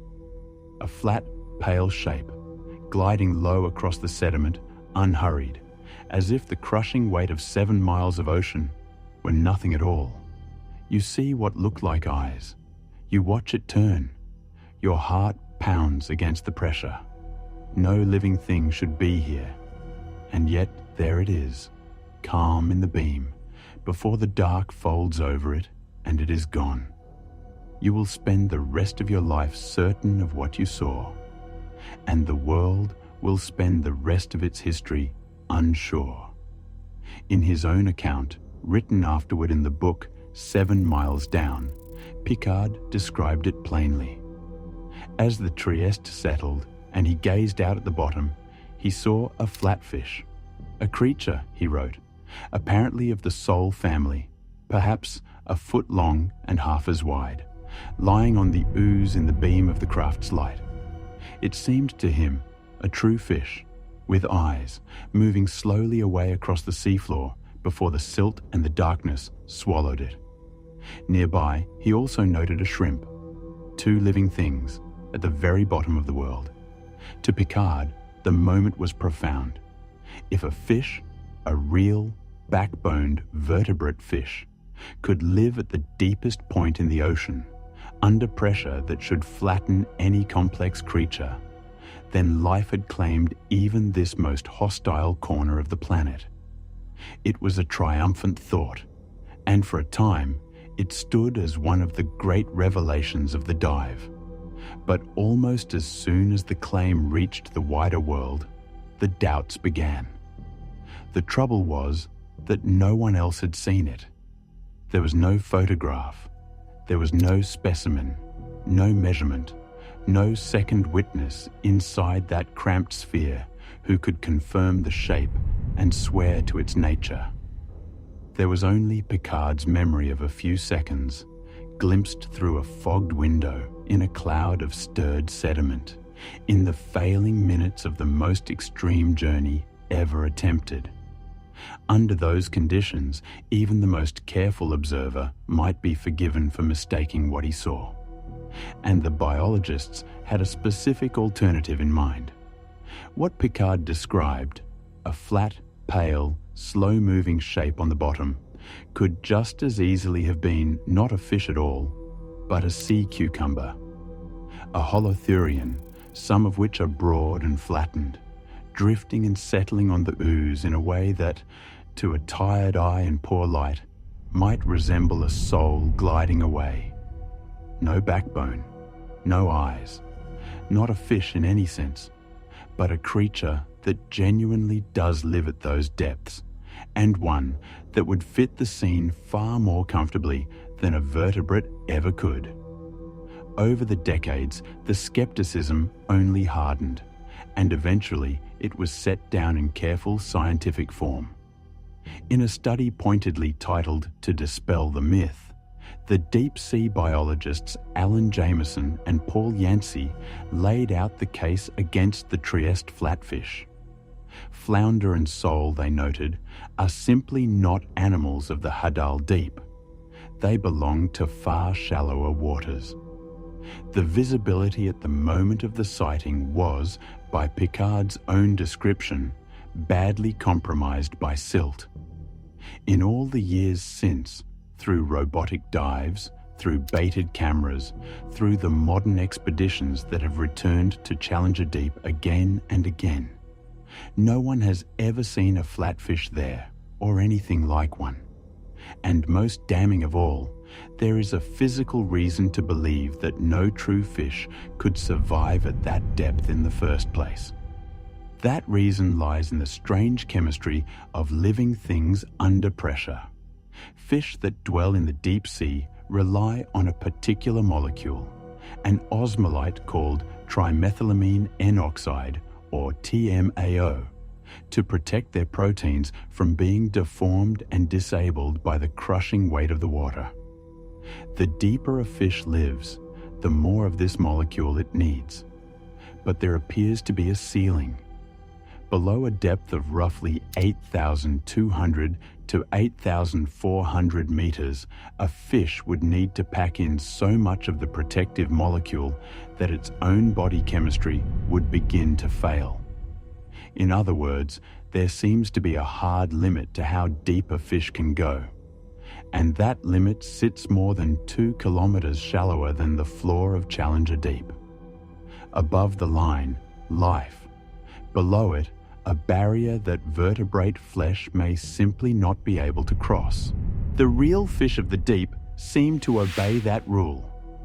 The deepest fish ever filmed by human beings, a small, ghostly, translucent snailfish, was captured on camera at a depth of just over 8,300 meters in a trench off the coast of Japan.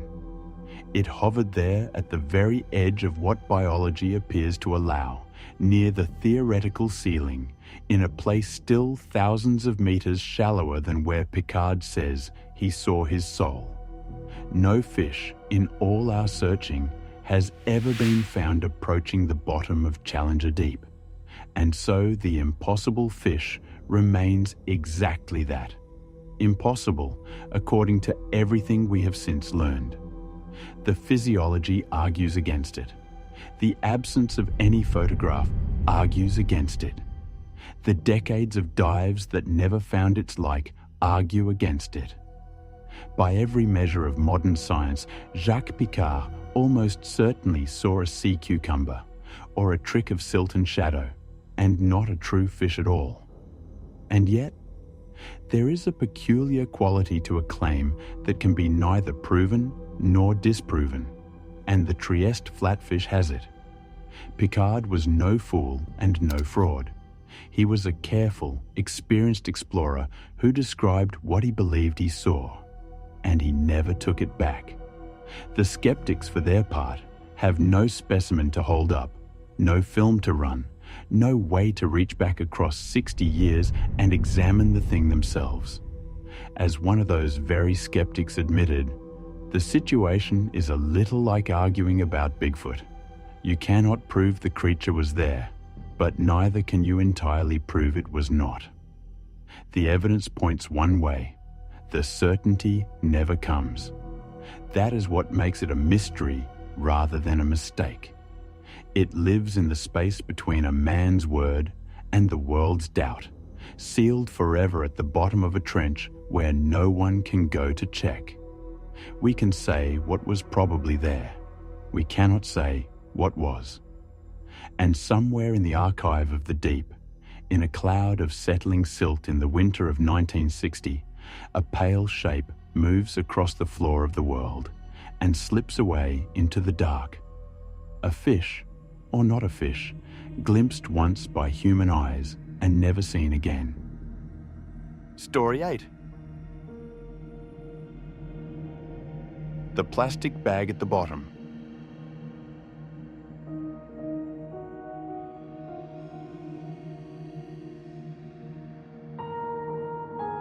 We can say what was probably there. We cannot say what was. A pale shape glimpsed once in the silt of Challenger Deep, forever suspended between memory and myth. For 60 years, that has been the deepest kind of mystery the trench could offer. The question of what strange life might be hiding at the bottom of the world. But there is another kind of pale shape that has since been found down there. And unlike Picard's fish, there is no argument about what it is. No doubt, no debate. It was photographed. It was catalogued. It is real. And in some ways, it is far more disturbing than any impossible creature could ever be. Because at the bottom of the deepest place on Earth, in the same crushing dark that swallowed the Trieste, miles beneath the reach of sunlight, sits a plastic bag. An ordinary plastic bag. The kind that blows across a parking lot. The kind handed out by the thousands at every checkout counter in the world. The kind we carry home without a second thought and throw away without remembering. One of those, resting on the floor of Challenger Deep, in a place that took humanity until 1960 to reach in person. This is the story of how our garbage arrived at the bottom of the world before we did, and what it means that the most remote location on the planet is no longer untouched. For most of human history, the deep ocean was the very definition of the unreachable. It was farther from us, in practical terms, than the surface of the moon. We could not see it, could not map it, could not visit it, and so it was easy to believe that whatever we did up here, on the thin, bright skin of the world, could not possibly reach down there. The deep was a sanctuary by virtue of its sheer inaccessibility, a place too far away to spoil. That belief has not survived contact with the evidence. In 2018, a team of scientists led by the researcher Sanae Chiba published a study with a title that reads, "Almost like an accusation, a record of the human footprint in the abyss." The team had done something that no one had quite done before. For decades, deep-diving submersibles and robotic vehicles had been descending into the world's trenches, filming as they went, and their footage had been quietly accumulating in archives. The researchers gathered that footage together into a single database. Thousands of dives, stretching back more than 30 years, into some of the deepest waters on Earth. And then they went looking for one specific thing. Not fish, not new species. Trash. What they found was sobering. Across more than 5,000 dives, the researchers catalogued a steady scattering of human debris on the deep sea floor. And the deeper they looked, the worse the picture became. More than a third of all the debris they recorded was plastic. And of that plastic, the overwhelming majority, nearly 9 out of 10 pieces, was single-use, the disposable packaging of everyday life. Bags, wrappers, bottles, containers, the throwaway objects we use for minutes and discard forever. And the pattern grew starker with depth. When they narrowed their attention to the very deepest sites, below 6,000 meters, the share of debris that was plastic climbed higher still, and the share of that plastic that was single-use rose to more than 9 in 10. In other words, the farther down they looked, the more remote, the more untouched the place should have been, the more completely the garbage was made of our most casual, most disposable waste. There is a grim logic to why this should be so. The great ocean trenches are not only the deepest places in the sea, they are its dead ends. Currents carry, rivers deliver, and gravity pulls. And everything that sinks must eventually come to rest at the lowest point it can reach. The trenches are those lowest points, the final basins into which the ocean quietly empties itself. A fragment of plastic that enters the water thousands of miles away, torn loose from a distant coastline or spilled from the deck of a ship, can drift and break apart and slowly descend for years until, at last, it settles into the deepest furrows on the planet and can fall no further. The abyss is not merely near our garbage. It is where our garbage goes to finish its journey. At the very bottom of that record sat a single, unforgettable data point. In the Mariana Trench, at a depth of 10,898 meters, very nearly the deepest point in all the world's oceans, a camera had captured a plastic bag. It is, as far as we know, the deepest piece of plastic debris ever recorded by human beings. The record of it reaches back to 1998, meaning that a plastic bag had come to rest at the bottom of Challenger Deep decades ago, long before most of us ever gave a thought to where our shopping bags end up. Sit with that for a moment. The deepest place on the planet. A location so hostile that only a handful of humans have ever descended to it in person. A darkness untouched by sunlight for the entire history of life on Earth. And waiting there, in the beam of a passing camera, is a plastic bag, thin, crumpled, unmistakable, the single most ordinary object imaginable, in the single most extraordinary place we know. Picture yourself in the dim light of the control room, reviewing the footage frame by frame. The video is old and grainy, shot years ago by a robotic craft creeping along the deepest floor on Earth. You have watched hours of it. Pale sediment, the occasional drifting speck, the slow monotony of the abyss. Your eyes are tired. And then the camera glides over something that stops you cold. A shape that does not belong. Not a rock, not a creature. Something thin, folded, catching the light in a way nothing natural ever does. You lean toward the screen. You already know, before your mind will let you say it, exactly what it is.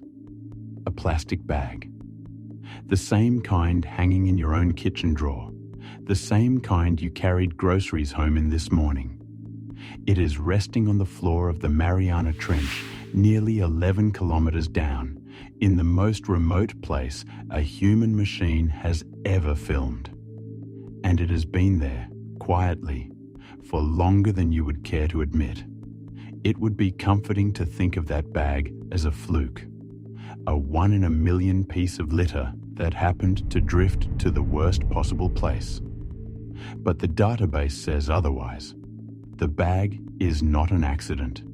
It is a symptom. It is simply the deepest example of something that turns out to be everywhere in the abyss.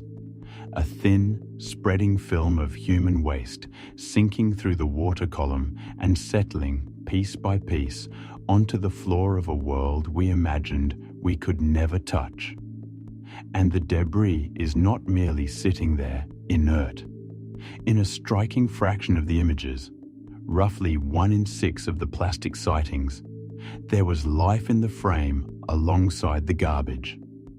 Deep-sea creatures making contact with our refuse, animals resting on it, anemones taking root on it, organisms colonizing or entangled in the plastic as though it were just another feature of the seafloor.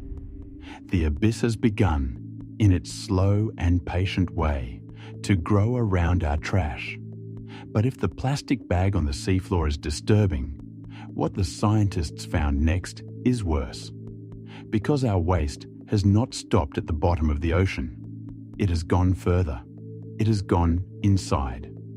In 2019, another team of deep-sea researchers, led by the biologist Alan Jameson, went looking not on the seafloor, but in the bodies of the animals that live there. They collected small shrimp-like creatures called amphipods, scavengers of the deep, among the hardiest animals on the planet, from the deepest trenches on Earth, and they examined what was inside them. What they discovered was almost total contamination. Across the trenches they sampled, the great majority of the animals, nearly 3/4 of them, had synthetic particles lodged in their guts. Fibers and fragments of plastic ingested by creatures living miles beneath the surface, and the contamination climbed with depth like a rising tide. In the shallower trenches, roughly half the animals carried plastic inside them. But the deeper the scientists sampled, the higher that fraction rose, closing steadily toward totality as they approached the deepest water of all. And in the Mariana Trench, the deepest of them all, the contamination was complete. Every single amphipod they examined from those waters contained plastic. Not most, not nearly all, every one. The deepest, most isolated animals in the deepest, most isolated place. And there was not one among them whose body did not carry a trace of our disposable world. The finding was so emblematic that when scientists later identified a new species of amphipod from the Mariana Trench, they gave it a name that would carry the warning forever. Inside one of the specimens, they had found a fibre of plastic, and so they named the creature after the very thing they found within it. A deep-sea animal christened, in effect, for the pollution in its gut. A species discovered and indicted in the same breath. There is one more image worth adding to this record, though it must be held more carefully than the rest. In 2019, an explorer named Victor Vescovo piloted a submersible to the bottom of Challenger Deep on one of the deepest crewed dives ever attempted. When he returned, he reported that he had seen, on the seafloor at the very bottom of the world, what appeared to be human-made debris, objects that looked like a bag and discarded wrappers. It is important to be precise here. What he saw was never brought up, never tested, never confirmed in a laboratory to be plastic. It may have been. It may have been something else. The honest answer is that we do not know. But the very fact that a diver at the deepest point on Earth could look out his window and reasonably wonder whether he was seeing our garbage tells its own story. Because the hard evidence, the catalogued bag at 10,800 meters, the amphipods with plastic in every gut, needs no anecdote to support it. The science alone is enough. Our waste has reached the bottom of the world. It is there on the seafloor, and it is there inside the living things that call the seafloor home. And this is what makes the plastic bag such a strange and haunting object. The other mysteries of the trench look outward, into the unknown, towards strange sounds and impossible creatures and questions we cannot answer. But the plastic bag points the other way. It is a mirror. It does not ask what unknown thing is hiding in the deep. It shows us something we already know, in a place we thought was beyond our reach. It tells us that there is no longer any part of the planet that is truly separate from us. No sanctuary so remote, so hostile, so far away that our most careless habits cannot find it. And what reaches the deep does not leave. There is no sunlight down there to break it apart, no waves to grind it to nothing, almost no warmth or weather to hasten its decay. A plastic bag that settles onto the floor of the trench does not rot away. It simply waits, fraying into ever smaller pieces across centuries, outlasting the person who carried it, the shop that handed it out, perhaps even the age that produced it. The deep does not cleanse what falls into it. It preserves it. Whatever we send down there, we send down more or less forever. We spent centuries dreaming of what might be waiting at the bottom of the world. When we finally arrived, we found that a part of us was already there. Not a monster, not a marvel, just a plastic bag, thin and pale in the dark, drifting in the deepest silence on Earth, patient, unbroken, and ours. Story 9. The bomb carbon in the deep.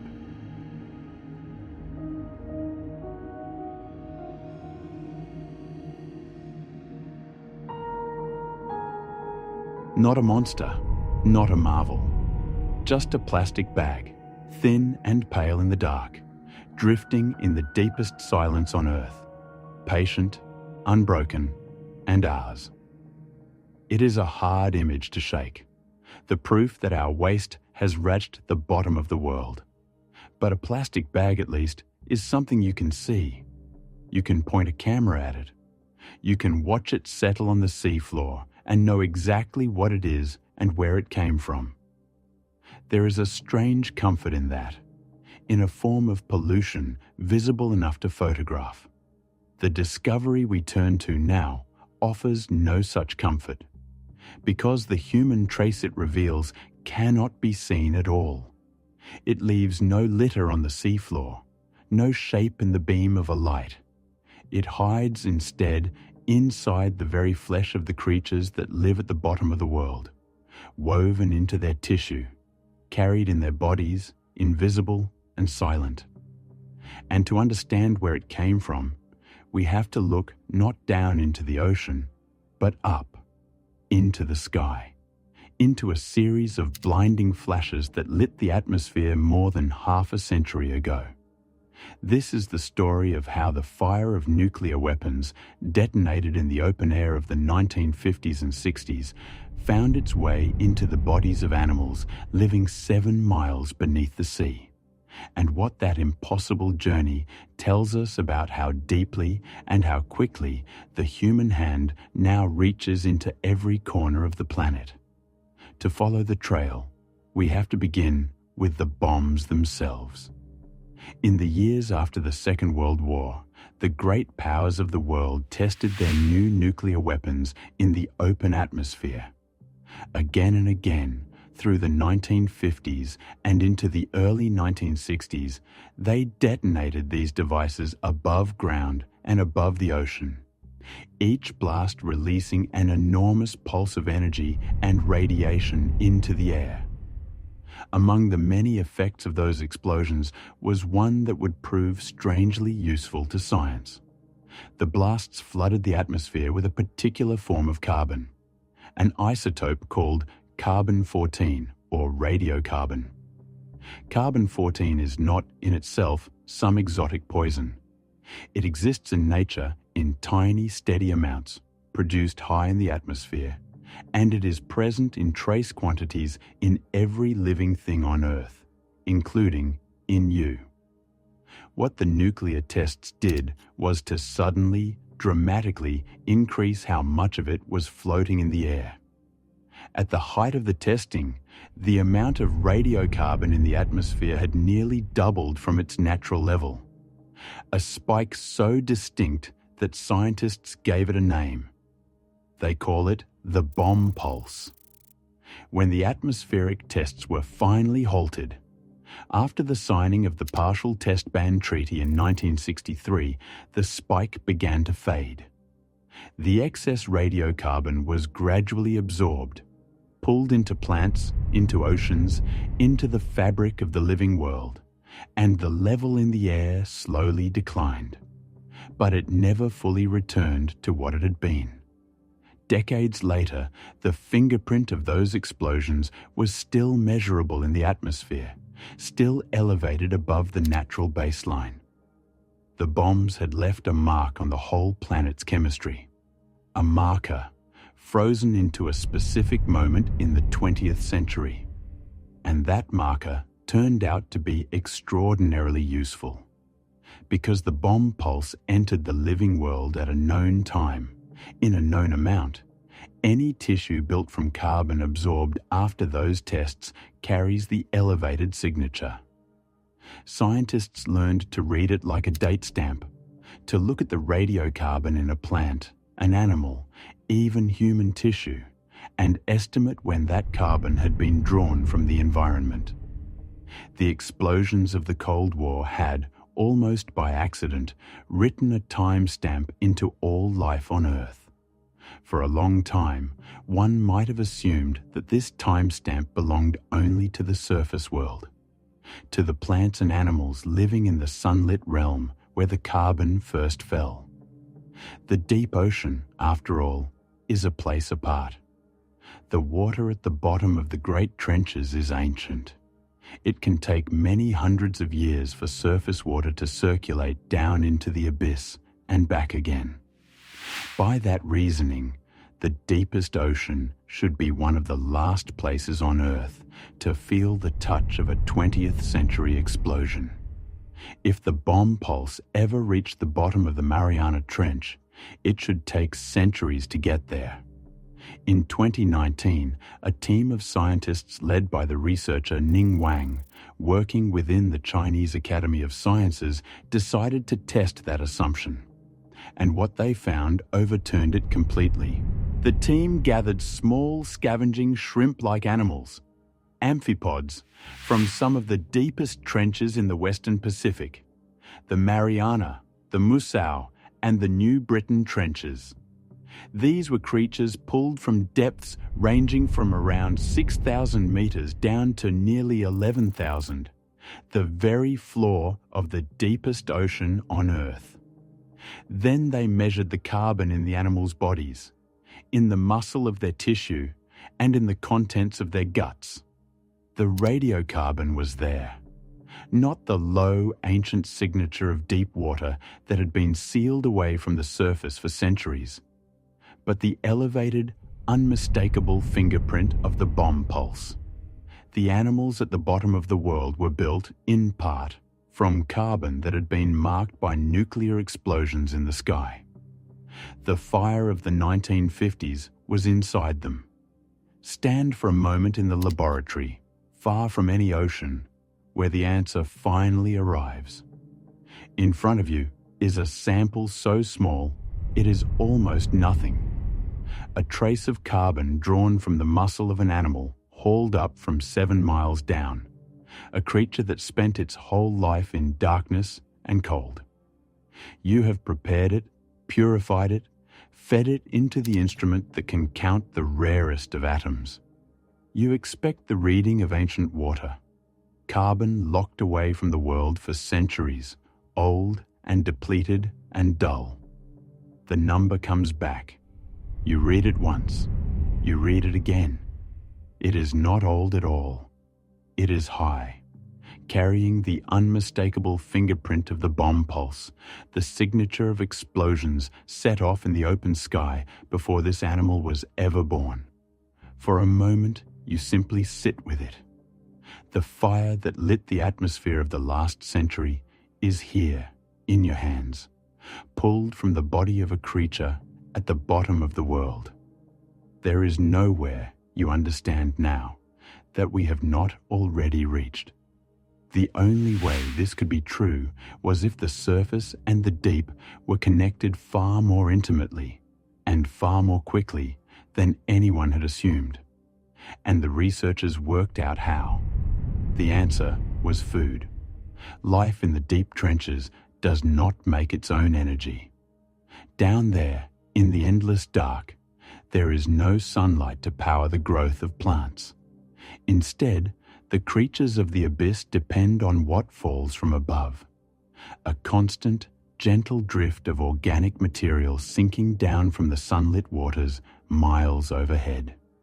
Scientists call it marine snow, the endless downward fall of dead plankton, scraps of animals, particles of waste and decay, descending slowly through the water column like a soft and ceaseless blizzard. It is the food of the deep, and it comes, ultimately, from the surface. That surface material carried the bomb pulse. Plankton near the top of the ocean had absorbed the elevated radiocarbon within a few years of the tests. When those organisms died, they sank, and the scavengers of the trench ate them, or ate the things that ate them, pulling that surface-marked carbon down into the deepest ecosystems on the planet. The ocean's currents might take centuries to carry the signature to the bottom, but the food chain did it in a matter of decades. The abyss was eating the surface, and in doing so, it had swallowed the memory of the bomb. There was one more detail that made the finding stranger and more haunting still.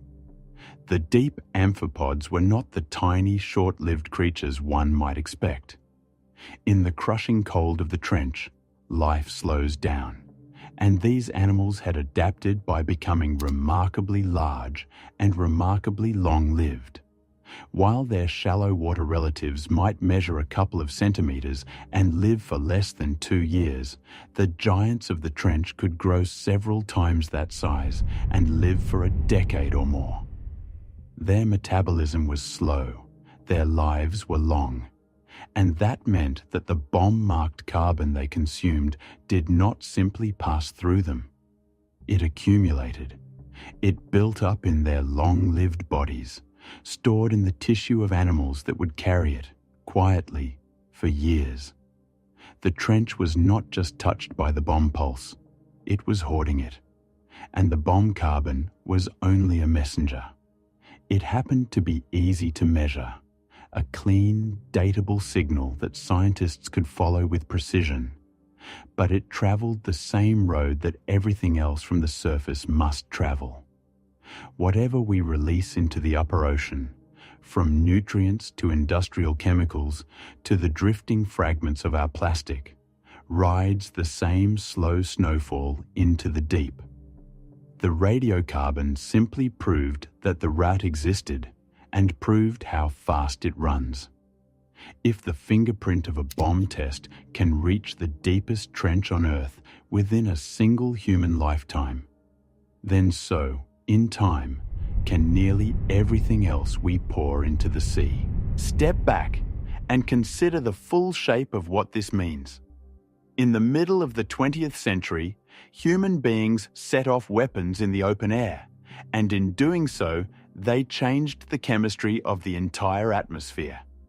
That change fell into the oceans, entered the food web at the surface, and then sank, carried on the endless snowfall of the dead, all the way to the deepest, coldest, most isolated place on the planet, where it lodged itself inside the bodies of animals that have never seen the sun and never will. As one of the study's scientists put it, human activity can now reach the living systems of the Earth even 11,000 meters down. There is no longer any refuge from us, not even the bottom of the sea. It is important to be clear about what this is and what it is not. The radiocarbon in these animals is not some searing contamination burning through their bodies. It is a faint, natural isotope used by scientists as a tracer, a marker to follow. The amphipods are not poisoned by it. They are not harmed. But that, in a way, is what makes the discovery so unsettling. This is not a story of a spectacular disaster. It is a story of reach. It shows that the ordinary consequences of what we do at the surface, even something as remote in time as a bomb test our grandparents lived through, do not stay at the surface.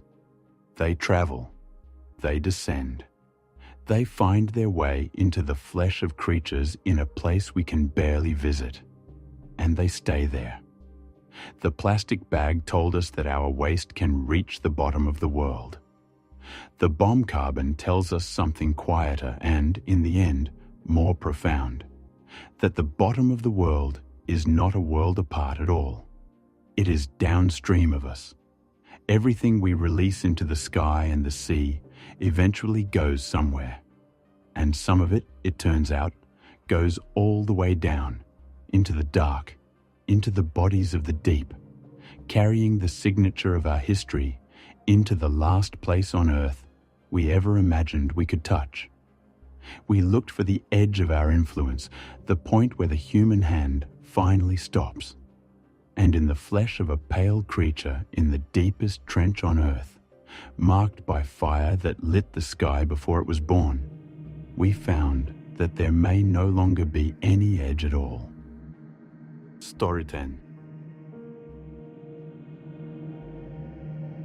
The bottom that refuses to become a number.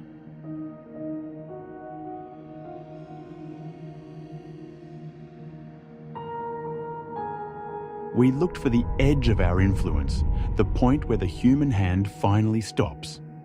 And in the flesh of a pale creature, in the deepest trench on Earth, marked by fire that lit the sky before it was born, we found that there may no longer be any edge at all.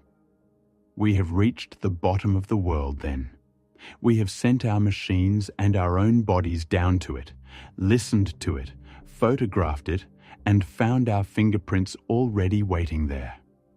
It would be reasonable to assume that, after all of this, we have at least mastered the simplest fact about the place, the one number a child would ask for first. How deep is it? And here, at the very end, is perhaps the strangest discovery of all. Because after more than a century of trying, after weighted ropes and sonar pulses and crude submersibles and the most sophisticated instruments ever built, We still cannot answer that question with certainty. The deepest place on Earth refuses to become a single number. Every time we think we have pinned it down, it shifts by a few meters or a few dozen, sliding just out of reach. It is measured and measured again, and the answer keeps changing. This is the story of that number, the one we cannot quite catch, and of why the bottom of the world, even now, will not hold still long enough to be known. It begins in 1875, aboard a British ship whose name would come to define the place itself, HMS Challenger. She was on a years-long voyage around the globe, dragging the young science of oceanography into existence as she went, and one of her tasks was to measure the depth of the sea. The method, by modern standards, was almost heartbreakingly simple. The crew would lower a weighted rope over the side and pay it out, fathom by fathom, until the weight touched the bottom, then measure how much line had gone out. Somewhere in the Western Pacific, near the Mariana Islands, they let out their line and recorded a depth greater than anything they had ever found. A figure that, corrected by later understanding, came to something over 8,000 meters. They had, without fully realizing it, brushed the edge of the deepest trench on the planet. The place would eventually bear the name of their ship. Stand on the deck of that ship in 1875, in the heat and the endless blue, and take the sounding yourself. There is no sonar, no screen, only a weighted line and your own two hands. You pay it out over the rail, fathom after fathom, and wait for the small slackening that means the weight has found the bottom. But it does not come. The line keeps running out. 1,000 fathoms, 2,000, 3, far more than you have measured anywhere on this entire voyage, and still the weight falls, drawn down into a darkness you cannot see and can scarcely imagine. When at last the line goes slack, you begin the long labor of hauling it back, and you write the number into the log with a strange feeling you cannot quite name. You do not know it yet, but you have just brushed the deepest wound in the surface of the planet, a place that will still be resisting measurement long after you and your rope are gone. But a rope lowered from a rolling ship is a crude ruler. It can be dragged by currents, angled by drift, misjudged by the men reading it. The Challenger's sounding was a landmark, but it was not the bottom, and everyone knew a better answer would someday come.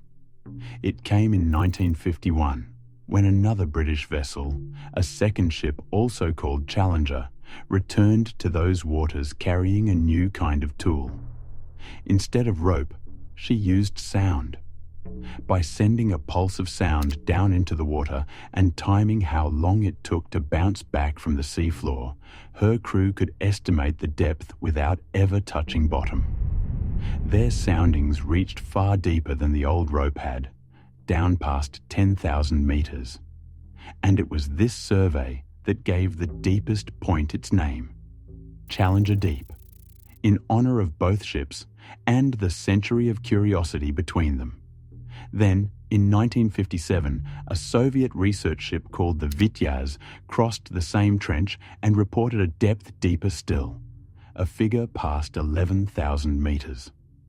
For years, that number circulated as the record, the deepest depth ever claimed. But it too would come to be doubted.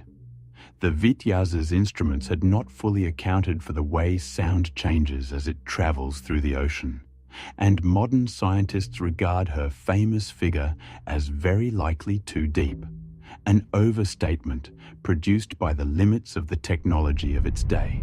Even the two men who physically went there could not settle it. When Jacques Piccard and Don Walsh rowed the Trieste to the bottom in 1960, their instruments first suggested a staggering depth, well beyond 11,000 meters. But that reading, like the Vityazes, had to be corrected for the real behavior of the water around them, and when the mathematics was done, the figure fell back to something closer to 10,900 meters. The deepest dive in human history did not produce a fixed answer. It produced yet another estimate to be revised by those who came after. And revised it was, again and again, as the decades passed and the instruments improved. Modern survey ships, sweeping the trench with sophisticated sonar, produced a whole family of numbers, clustered close together but never quite agreeing. One expedition would report a depth near 10,970 meters. Another, using reprocessed data, would land a little shallower. The most widely quoted modern figure settled near 10,994 meters. But it always came trailed by a margin of error, a small but stubborn plus or minus of tens of meters that no one could seem to erase. When the explorer Victor Vescovo made his own series of dives to the bottom in 2019, his pressure readings gave a figure a little shallower again.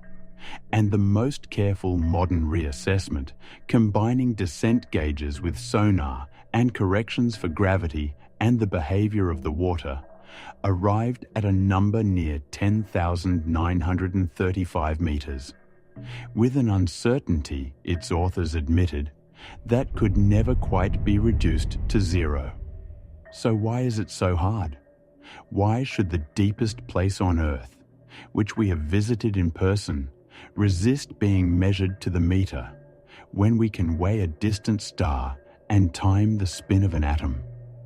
The answer lies in the strange nature of the medium itself. To measure the trench with sound is to send a pulse down through nearly 11 kilometers of water. And that water is not uniform. It changes with depth, in temperature, in saltiness, in pressure. And each of these changes alters the speed at which sound travels through it. If you do not know the exact profile of the water beneath your ship, every layer, every gradient, then your estimate of the depth will be subtly wrong, because you have mistimed the journey of your own pulse. Get the speed of sound a little off, and the bottom appears to move by tens of meters. Much of the disagreement between measurements comes down to exactly this: the difficulty of knowing the ocean well enough to trust what it tells you. And there are deeper problems still. To measure by pressure, as a descending submersible does, is to convert the crushing weight of the water into a depth.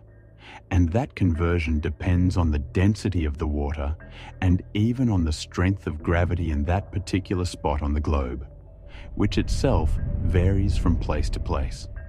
So the pressure-based answers and the sound-based answers are built on different assumptions, and they disagree by small, irreducible amounts.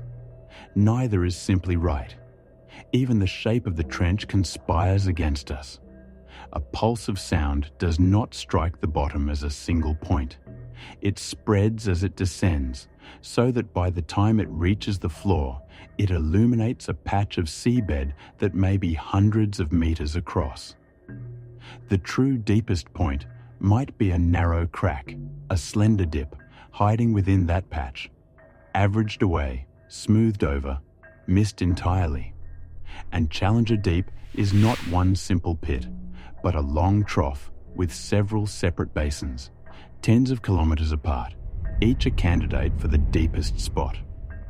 Different expeditions have surveyed different basins, so that even the question of where the deepest point is has more than one answer. The measurements are not just uncertain in depth. They are sometimes uncertain in place. Indeed, the coordinates that different expeditions have assigned to the single deepest point are scattered across the trench floor, in some cases by tens of kilometers, as though the teams were not merely disagreeing about how deep the bottom is, but about which bottom they had even found.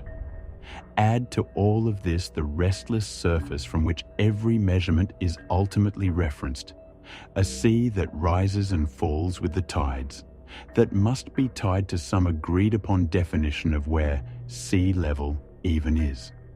And the wonder is not that the numbers disagree, but that they agree as closely as they do. For all the difficulty, every modern answer falls within a narrow band, somewhere between roughly 10,900 and 11,000 meters. We know the depth of Challenger Deep to within a few dozen meters. We simply cannot seem to know it any better than that. There is something almost beautiful in that failure. We live in an age that believes, deep down, that everything can be measured, that the world is ultimately a set of numbers waiting to be read off a screen, precise and final. And here, at the very bottom of our own planet, is a quiet rebuttal. A place we have touched with our hands and still cannot fully pin with our instruments. Not because it is beyond our reach, we have been there, but because reality, examined closely enough, turns out to be textured and shifting and stubborn, resisting the clean edges we try to draw around it. The deepest place on Earth is not withholding its secret out of some mystery we have failed to solve. It is teaching us a subtler lesson, that even the simplest question, how deep, opens, when you look closely, into a whole world of tides and gravity and the speed of sound through cold black water. That to measure the bottom of the sea is to measure the ocean, and the shape of the planet, and the limits of our own instruments, all at once. And so the number keeps moving. 10,900 and something. A little more, a little less, depending on who is asking and how they choose to look. Somewhere down there, in the dark, we have visited and can barely describe. The true floor of the world waits, real, solid, exact to itself, while we circle above it with our sound and our mathematics, drawing closer and closer to a bottom that will not quite become a number. We reached the deepest place on Earth more than 60 years ago. We are still, even now, learning how to say how deep it is. And perhaps that is the most fitting mystery the trench could leave us with, that the last frontier is not somewhere we have never been, but somewhere we have stood and still cannot fully know.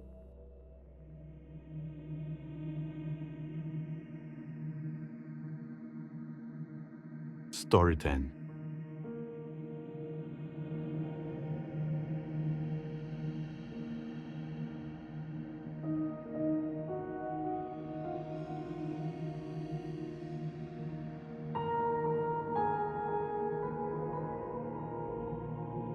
Before the descent begins, there is the world we know.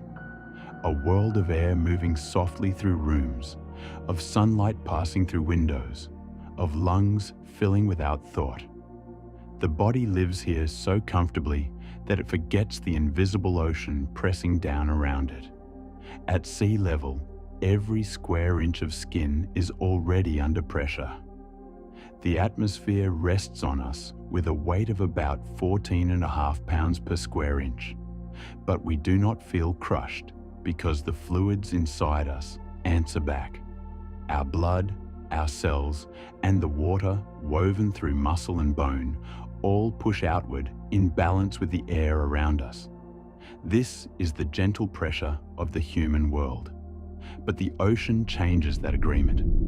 Step from land into shallow water, and at first the change is almost comforting. The sea lifts the body. It cools the skin. It softens motion and turns every limb weightless. In the bright shallows, water feels less like a danger than a cradle. Sunlight ripples over sand and coral, and the surface is still close enough that a single kick can bring the air back. But even there, the ocean has already begun its quiet work. Descend only 10 meters and the pressure doubles. Not from a storm, not from a wave, simply from the water above. Every 10 meters adds another atmosphere, another invisible hand placed over the body. At 30 meters, a diver is already living beneath several times the pressure of the world above. Airspaces shrink. Ears ache unless they are equalized. Lungs obey the old law of gases and begin to compress. The sea does not announce itself as an enemy. It only becomes heavier. And the deeper you go, the less the ocean resembles water at all. It becomes a column, a mass, a sky turned liquid and stacked upon itself for miles. The Mariana Trench lies far out in the Western Pacific, east of the Mariana Islands, where the seafloor bends downward into one of the greatest scars on Earth. It is not a hole in the simple sense, but a vast crescent-shaped wound formed by tectonic plates. The Pacific Plate, ancient and heavy, slides beneath the smaller Mariana Plate, dragging the crust downward in a slow geological surrender. Over immense spans of time, the planet has folded itself into a trench more than 1,000 miles long. At its deepest known point lies Challenger Deep. If you could sink toward it slowly, the world would disappear by degrees. First, the colors would go, one after another, until blue thickened into black. Warmth would leave the water. The glittering life of the upper ocean would give way to sparse lights, then to darkness, then to the cold plains of the abyss, where the remains of surface life fall like pale snow. At 6,000 meters, the ocean enters the Hadal Zone, named for Hades, the underworld of ancient myth. No dawn reaches it, no weather touches it, no season truly passes there. And still, below this underworld, Challenger Deep continues downward. By the time the seafloor finally appears, the pressure is no longer merely high. It is almost beyond ordinary imagination. More than 1,000 times the pressure at the surface. Roughly 16,000 pounds pressing on every square inch. Sometimes it is described as the weight of several cars balanced on a postage stamp, or as 8 tons pressing against an area no larger than your thumb.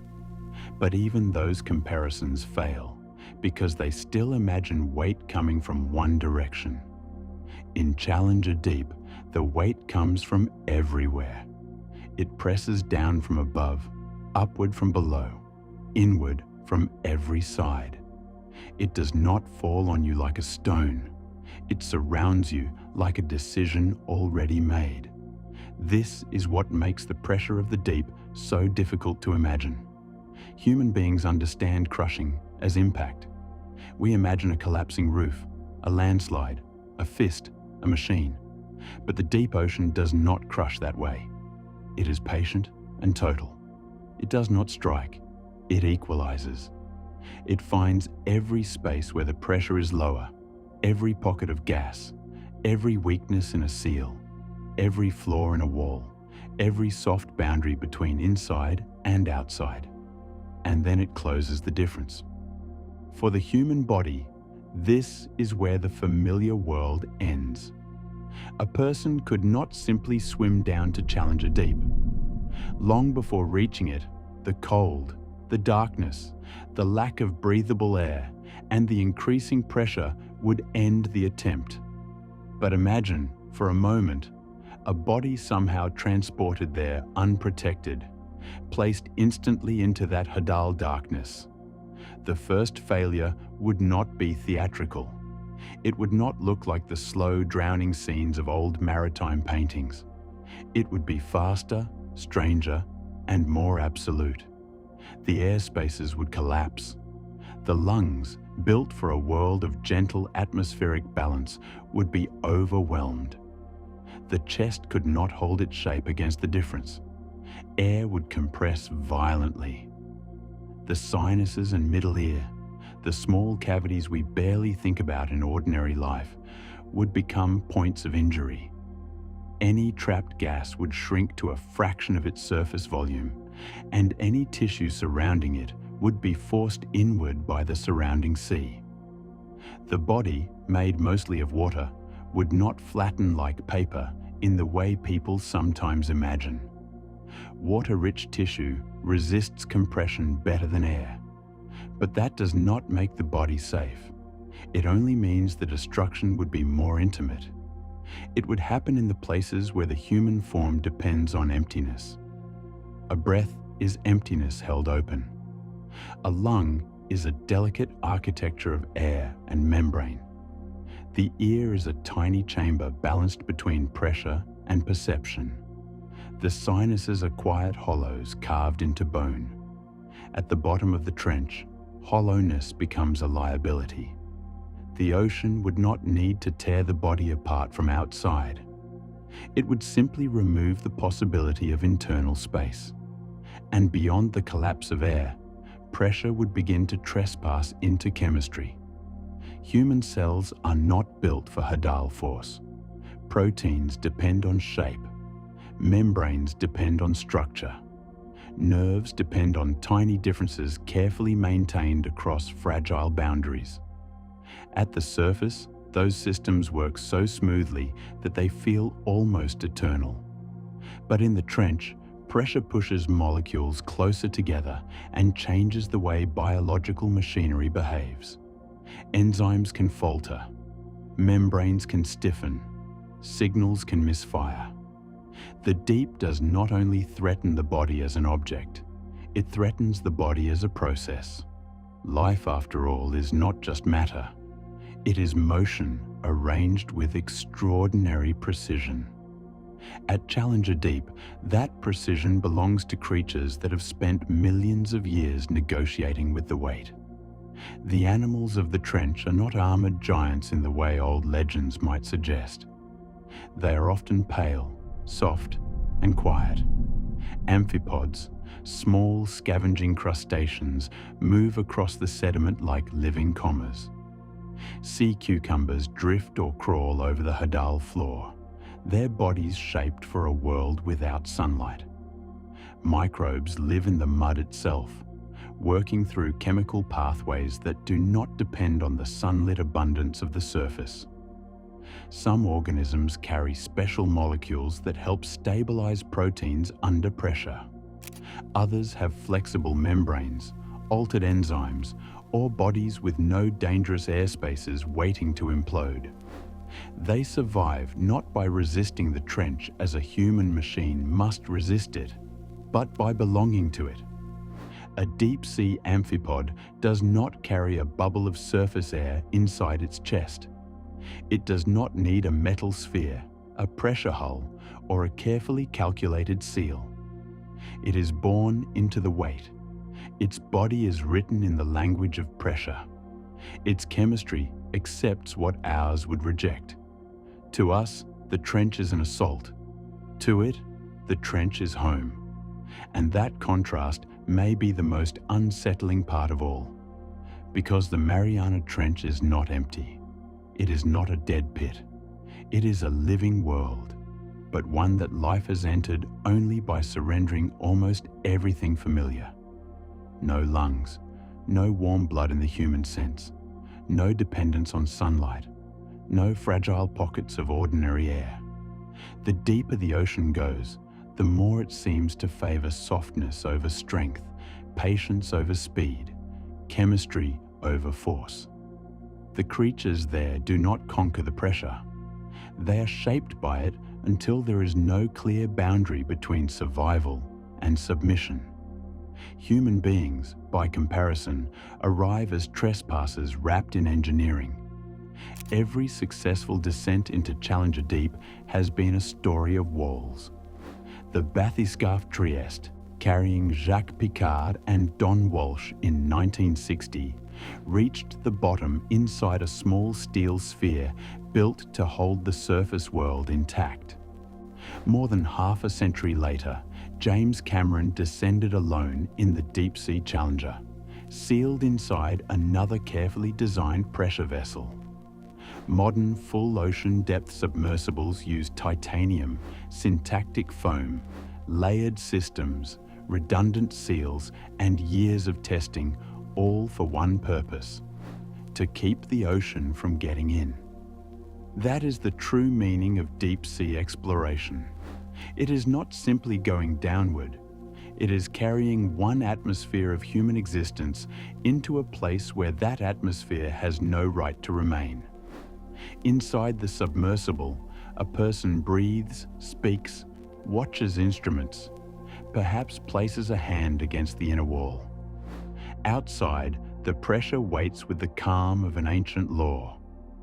The difference between life and catastrophe may be a few inches of metal, a window no larger than a plate, a seal seated correctly in its groove. Imagine being inside that first small sphere as the descent nears its end. You are not standing on the ocean floor. You are suspended above it, sealed inside a metal room barely large enough to contain 2 human bodies, and the thought of what waits outside. The light from the surface is long gone. The windows show only blackness, then drifting particles, then the faint suggestion of a floor rising from the dark. Around you, the vessel creaks under a pressure no human body could ever meet directly. Every sound feels too loud. Every instrument becomes a lifeline. You understand, in that moment, that the ocean is not far away. It is touching the wall beside you. It is pressing against every curve, every bolt, every seam. And when the bottom finally appears, flat and pale beneath the lights, it does not feel like arrival. It feels like being allowed to witness a place that was never meant to open itself to human eyes. If that boundary fails, there is no struggle. At such depth, failure is measured less in seconds than in fragments of seconds. A pressure hull compromised at Challenger Deep would not slowly fill like a sinking boat. It would implode. The sea would enter faster than the mind could form an understanding of what had happened. The energy released by the collapse would be immense, sudden, and final. There would be no last swim upward, no reaching for the surface, no final glimpse of light. The ocean would not become violent. It would simply be allowed in. And once allowed in, it would occupy everything. There are, of course, stranger theories. There always are when the ocean is deep enough and dark enough. Some imagine enormous creatures hidden in the Hadal trenches, survivors from older ages, moving unseen through black water. Others speak of the trench as a sealed doorway, a region where unknown forces gather. The human mind has always populated darkness with forms. Challenger Deep, being almost unreachable, invites the same ancient instinct. But the unsettling truth may be simpler. The Mariana Trench does not require a monster. It does not need jaws in the dark, or tentacles rising from the silt, or some ancient leviathan waiting beneath the black water. The deadliest presence in Challenger Deep is not alive at all. It is the weight of the ocean itself, accumulated drop by drop, meter by meter, until water becomes a force beyond human scale. Every wave at the surface, every warm current, every rainstorm that has ever returned itself to the sea, all of it contributes to the column above that silent floor.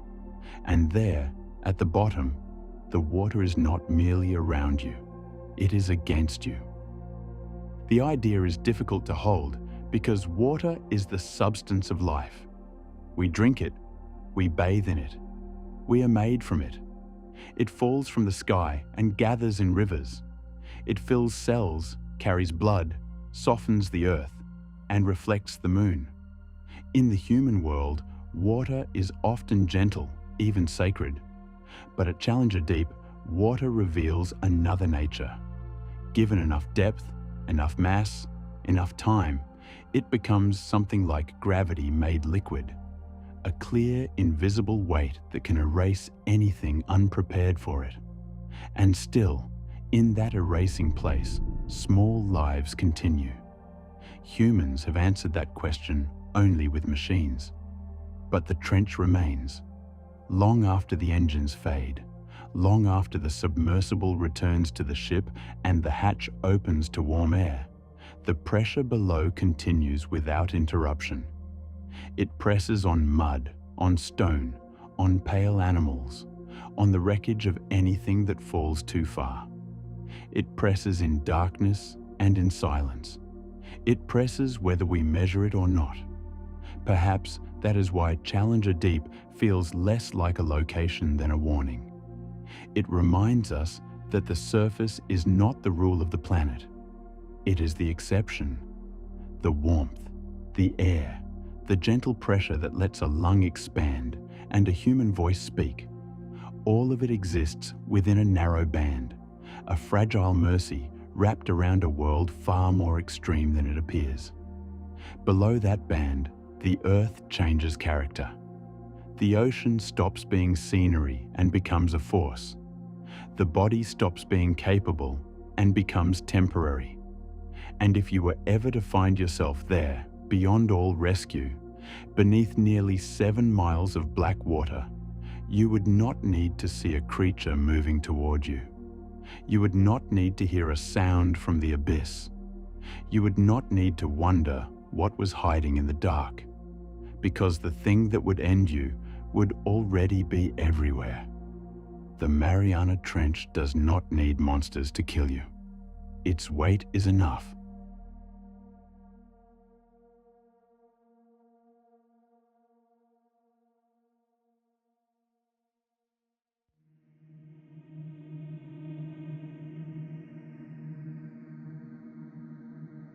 Story 11.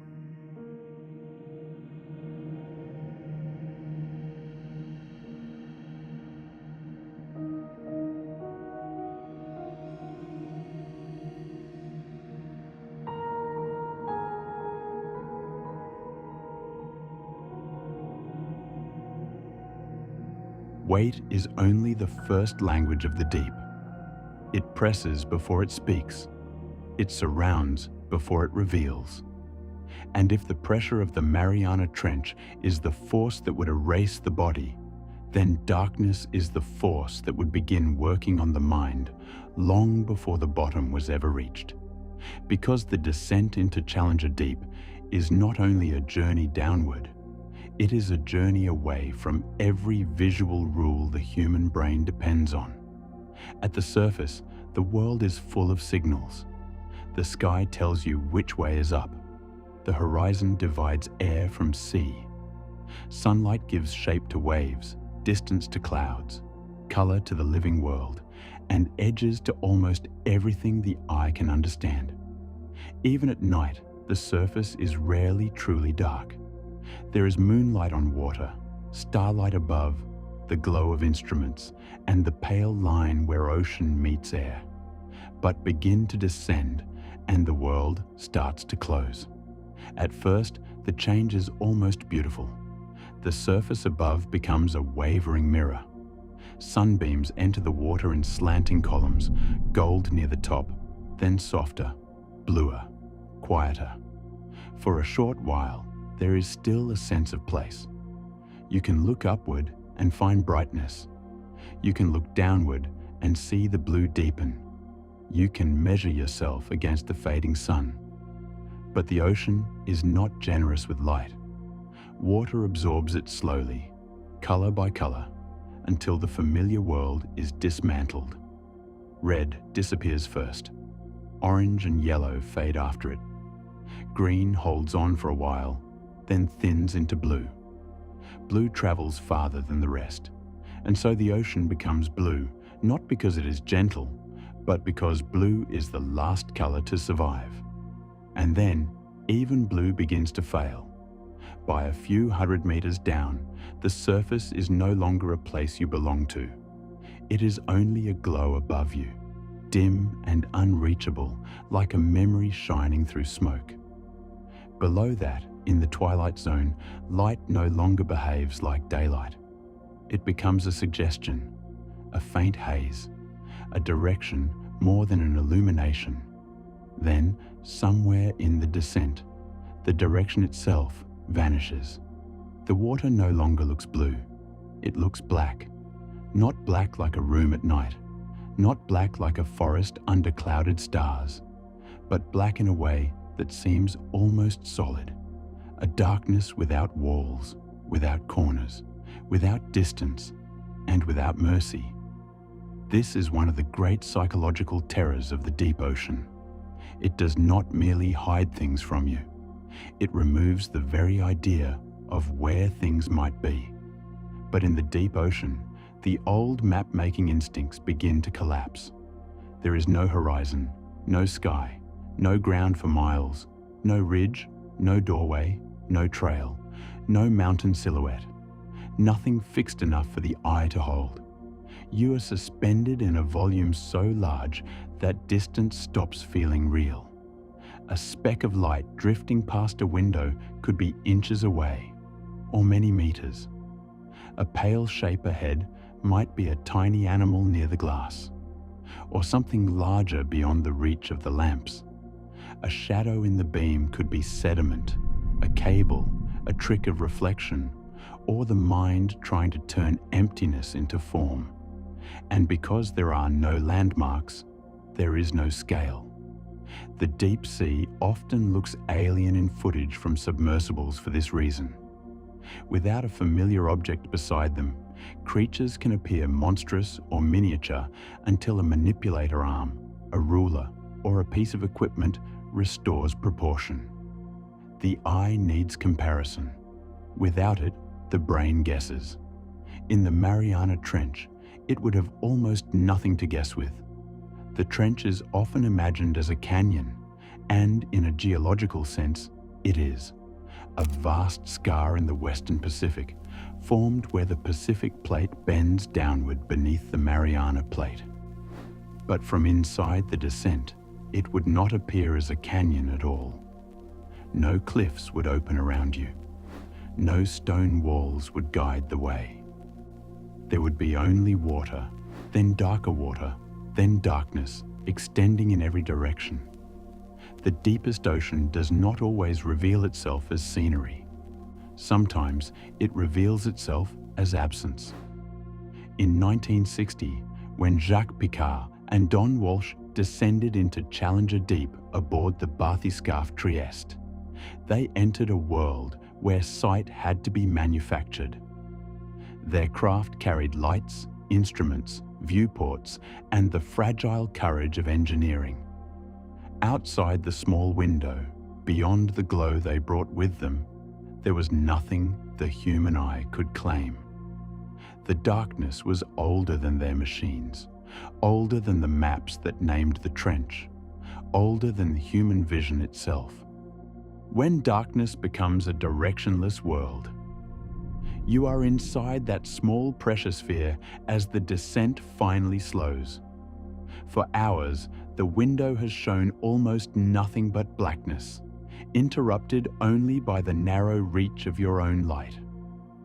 The craft is quiet in the way machines become quiet when every sound matters. A creak in the hull feels larger than it should. A number on an instrument becomes more real than the world outside. Then the lamps catch something below. Not a wall, not a cliff. A pale surface rising out of the dark. The seafloor appears with no horizon, no warning, no sense of scale. Only a flat, ghostly plain of sediment and clay at the bottom of the earth. You lean toward the viewport, knowing no human eyes have ever looked directly at this place before. The darkness does not retreat. It simply parts around the beam for a few fragile meters. And beyond that small circle of light, Challenger Deep remains unseen. At the surface, light belongs to the world. In the abyss, light belongs only to the visitor. A submersible does not discover the trench by looking outward into daylight. It carves a temporary room out of blackness, Its lamps push forward, and for a few meters, the abyss becomes visible. Particles appear like drifting ash. Marine snow falls through the beams, fragments of the living ocean above descending into a world that has never known the sun. Then the beam ends, and beyond it, the darkness returns instantly, as if the trench permits sight only under protest. And so the fear is not simply that something might be hiding in the blackness. The fear is that the blackness is the place itself. Imagine descending inside a small vessel, the hull creaking softly under pressure, the instruments glowing beside you, the surface already unreachable above. Your lamps switch on, and instead of comfort, they reveal how little they can do. They show a fragment, a few drifting particles, a brief pale streak, the ghostly flash of something alive, then gone. Complete darkness allows the mind to close inward, but partial light creates borders. It tells you, here is what can be known, and beyond this, everything else. That boundary is terrifyingly close. In the Hadal depths, sunlight has been gone for thousands of meters. There is no sunrise, no dusk, no moonlit tide. The animals that live there do not organize their lives around day and night the way surface creatures do. Many exist through chemical traces, pressure gradients, vibrations, scent, touch, and faint biological light. For them, darkness is not an emergency. It is home. For us, it is deprivation. Human beings are creatures of sight, and when sight is taken away, the mind does not become calm. It begins to search. It fills gaps, invents edges, misreads shadows, and turns random motion into intention. But in the deep ocean, that ancient instinct has nowhere useful to go. There are no familiar predators to name, no trail to return to, no shelter to reach, no fire to light, no direction that leads back by instinct alone. Only the instruments know where you are. Depth gauge, compass, sonar, gyroscope, coordinates. Numbers standing in for a world the eye can no longer understand. On the surface, a person can look around and confirm reality. In Challenger Deep, reality must be believed because the instruments say so. The window may show blackness at 2,000 meters, blackness at 6,000 meters, blackness at 10,000 meters. Without the numbers, the descent could feel endless, as if the craft were not moving through space, but sinking through the same unchanging moment again and again. Even the seafloor, when it finally appears, may not feel like safety. It may rise suddenly from the lamps as a pale plane at the edge of a dream. Not a floor in the human sense, but only the place where the downward journey can go no farther. And if the descent has already stripped away the sky, the horizon, the sun, and the meaning of distance, then the bottom offers only one more revelation. There is no escape route visible from there. Above is black. Around is black. Beyond the lights is black. And the path back to air exists only as a calculation. Yet the deep ocean is not always dark in a simple way. It flickers. Life has learned to make its own light there. Bioluminescence appears in flashes, pulses, glows, and drifting sparks. Some creatures use it to lure prey. Some use it to confuse attackers. Some use it to communicate, to camouflage themselves, or to vanish in a sudden burst of living fire. To a human observer, those lights can be mesmerizing.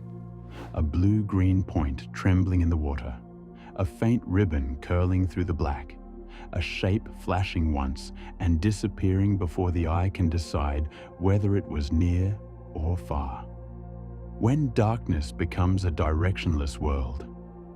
In the upper deep, bioluminescence can make the ocean seem like a sky turned inside out. Not stars above, but stars surrounding you. In the trench itself, life is sparser, but the effect of even a single light can become more haunting because it appears in a place where nothing should be visible at all. A glow in the abyss raises questions before it gives answers. What made it? How large was it? Was it approaching? Was it fleeing? Was it a signal, a lure, a warning, or merely a chemical reaction blooming for an instant in the dark? Science can explain the general phenomenon. Bioluminescence is one of the great adaptations of the oceanic night. But explanation does not entirely remove uncertainty. Knowing why something glows does not always tell you what is glowing, how far away it is, or whether it has noticed you. A pinprick of light may belong to a tiny drifting organism close to the window, or it may be the lure of a fish suspended in front of jaws still hidden beyond the lamp. In the abyss, even illumination can deceive. In the deepest places, that feeling intensifies. The Mariana Trench is not a haunted ruin. It is not a castle, a battlefield, or a forgotten city. It does not need human history to become uncanny. Its mystery comes from being almost completely outside the conditions that shaped human perception. A person can understand pressure as a number. They can understand depth as a measurement. They can understand darkness as the absence of sunlight. But to experience all of these together, the weight, the cold, the blackness, the loss of scale, is to approach a boundary where knowledge and instinct begin to separate. The mind may know that the vessel is descending through water. The body may know it is enclosed and alive. The instruments may know the depth, but the eyes know almost nothing, and the eyes are what humans trust. This is why darkness in the Mariana Trench is not merely a backdrop.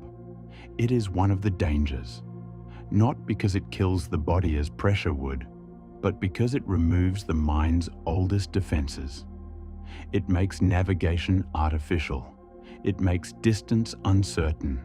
It makes every glow ambiguous. It turns the ocean from a place into an immeasurable surrounding. Even in a perfectly functioning submersible, a human being remains visually exiled. The lamps may reveal a fish, a shrimp, a pale amphipod moving across sediment, the falling marine snow, the occasional shimmer of life, but they cannot reveal the trench as a whole. They cannot make it familiar. They cannot give back the sun. And without the sun, the deep ocean does something profound. It reminds us that sight is not the same as understanding. We have mapped parts of the trench with sonar. We have measured its depth, sampled its sediments, filmed its creatures, and sent machines into places human bodies could never endure. And yet, the darkness remains. It is not a problem waiting to be solved completely. It is a condition of the place. No matter how bright the lamp, the abyss continues just beyond it. The darkness closes behind it as if nothing happened. And if you imagine yourself there, suspended in that final ocean, the terror is not only that you cannot see what is around you, it is that seeing may no longer help. A light appears, and you cannot judge its distance. A shape moves, and you cannot know its size. The bottom rises, and it does not feel like safety.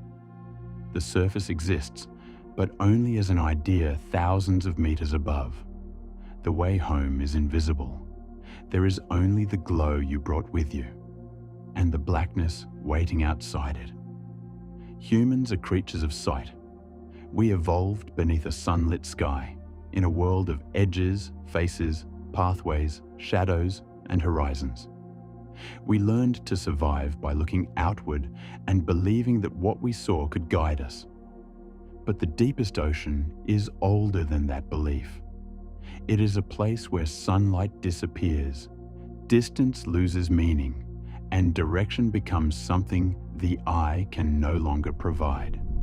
And in Challenger Deep, beneath nearly 7 miles of water, at the bottom of Earth's hidden night, sight does not vanish all at once.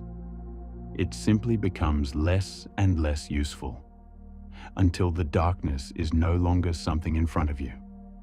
It is the world.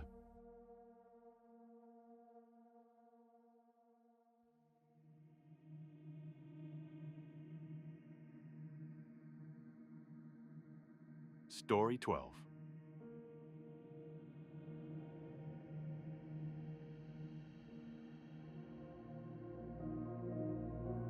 Once the darkness has become the world, another truth begins to reveal itself.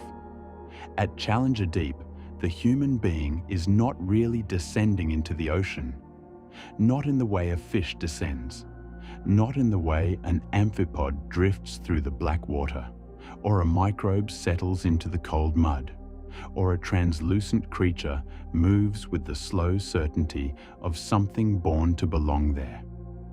The human being is carried down inside a sealed fragment of the surface, a pocket of air, a small artificial room, a machine pretending for a few hours that the world outside has not changed. Beyond the window, there is no sunlight, no horizon, no breathable atmosphere, and no pressure the body could ever endure. Nearly 7 miles of water are stacked overhead, pressing from every direction. It is not a boulder falling or a wall closing in. It is the entire ocean trying to occupy the same space.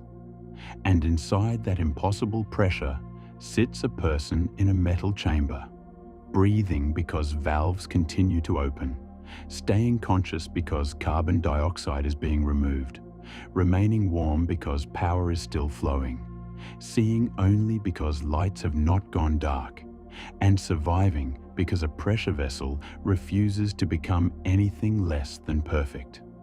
This is the part of Challenger Deep that is easy to overlook. The danger is not simply the depth, it is the dependence. At the bottom of the Mariana Trench, survival is not biological, it is mechanical. The body does not adapt, it does not harden, it does not become deep sea. It waits almost helplessly inside a shell of engineering while gauges, batteries, seals, scrubbers, sensors, and bolts perform the work that evolution never prepared it to do. For the creatures of the trench, the abyss is home. Their bodies are written in the language of pressure. Their membranes, proteins, tissues, and instincts have been shaped by a world without sunlight and without relief. To them, the cold darkness is not an emergency. It is simply where life happens. But a human can only visit. And every visit is timed. The clock begins before the hatch is sealed. It begins with the oxygen supply, the battery charge, the temperature inside the cabin, the planned dive time, the emergency reserve, the weather on the surface, and the quiet calculations of how long a living person can remain sealed inside a machine before the machine must bring them home. At the surface, a submersible looks like technology. Lights, thrusters, cameras, ballast, antennas, support crews. Once it slips below the waves, it becomes private. The ocean closes over it. The ship above becomes a distant idea. The sky disappears. Inside the pressure sphere, the person is left with small sounds. A fan moving air, a faint electrical hum, a pump clicking on, a soft hiss from a regulator, the muted creak of materials under forces they were designed to resist, but never ignore. In shallow water, a diver can imagine escape. At Challenger Deep, escape is not a human action. It is an engineering sequence. Weights must release, buoyancy must overcome gravity, batteries must keep the systems alive, and the craft must rise through miles of black water without becoming trapped, damaged, or lost. The person inside can read instruments, follow procedures, and wait, but they cannot open the hatch. They cannot swim. They cannot breathe the surrounding world. They cannot touch the ocean without the ocean answering instantly. The vessel is not merely transportation. It is the only reason the person exists there at all. This is why full ocean depth travel feels less like seafaring than entering a heavier universe, where the outside environment is not empty, but violently full.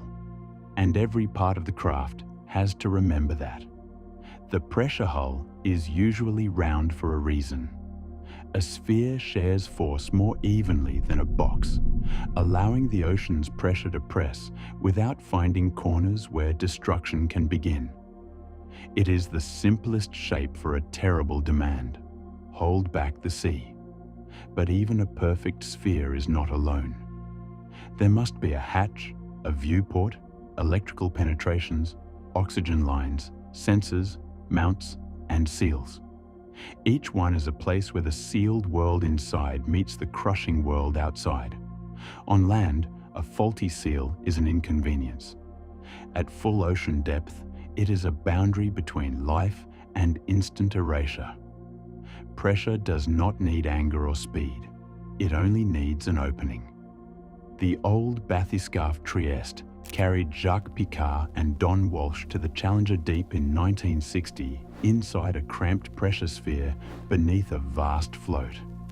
In 2012, James Cameron descended alone in the deep-sea Challenger. In both descents, the truth was the same. The explorer was not free, but contained, inhabiting a temporary embassy from the surface. Modern full ocean depth submersibles have pushed the idea further still. Titanium hulls, redundant power, emergency life support, lights, acoustic communications, syntactic foam, releasable ballast, and tested components now make repeated descents possible. But repetition does not make the abyss gentle. It only proves that engineers have learned to borrow time more reliably. And borrowed time is still borrowed. Inside the cabin, oxygen is not just air, it is inventory. Too little brings unconsciousness, and too much can create danger of its own. Carbon dioxide is even more insidious. If the scrubbers fail, the first signs may feel like warmth, headache, confusion, drowsiness, and unexplained heaviness of thought. The danger does not always roar outside the window. Sometimes it gathers inside, molecule by molecule, in the same air that is supposed to keep you alive. The deep ocean is cold, only a few degrees above freezing in many places, and the submersible is surrounded by a darkness that does not warm itself. Comfort is not granted by nature. It is negotiated by design. The cold outside is patient. It seeps into metal, acrylic, and the frame of the vessel. Condensation can form. Hands can stiffen. Breath can fog surfaces. The mind finds small discomforts because there is nowhere else for attention to go. A spacecraft has stars outside. A trench submersible has blackness. After the previous terror of losing sight, the next terror is realizing that sight was never the most important sense to lose. What truly matters now is trust. Trust in a battery bank sealed against seawater. Trust in software and switches. Trust in ballast that must release when commanded.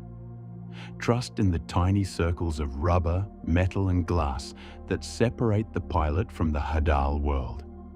Communication at these depths is not like speaking across a room. Radio waves do not pass through the ocean in the ordinary way, so sound becomes the messenger. Pings, coded signals, sparse exchanges, slow confirmation. Between the person below and the people above is an almost unimaginable volume of water. And if the voice stops, the abyss does not explain why. There is something haunting about the way light works at the bottom. Lamps flare outward, and the seafloor appears in a narrow cone. Pale sediment, drifting particles, perhaps amphipods, perhaps a sea cucumber crossing ancient mud. Beyond the illuminated circle, Challenger Deep remains untouched.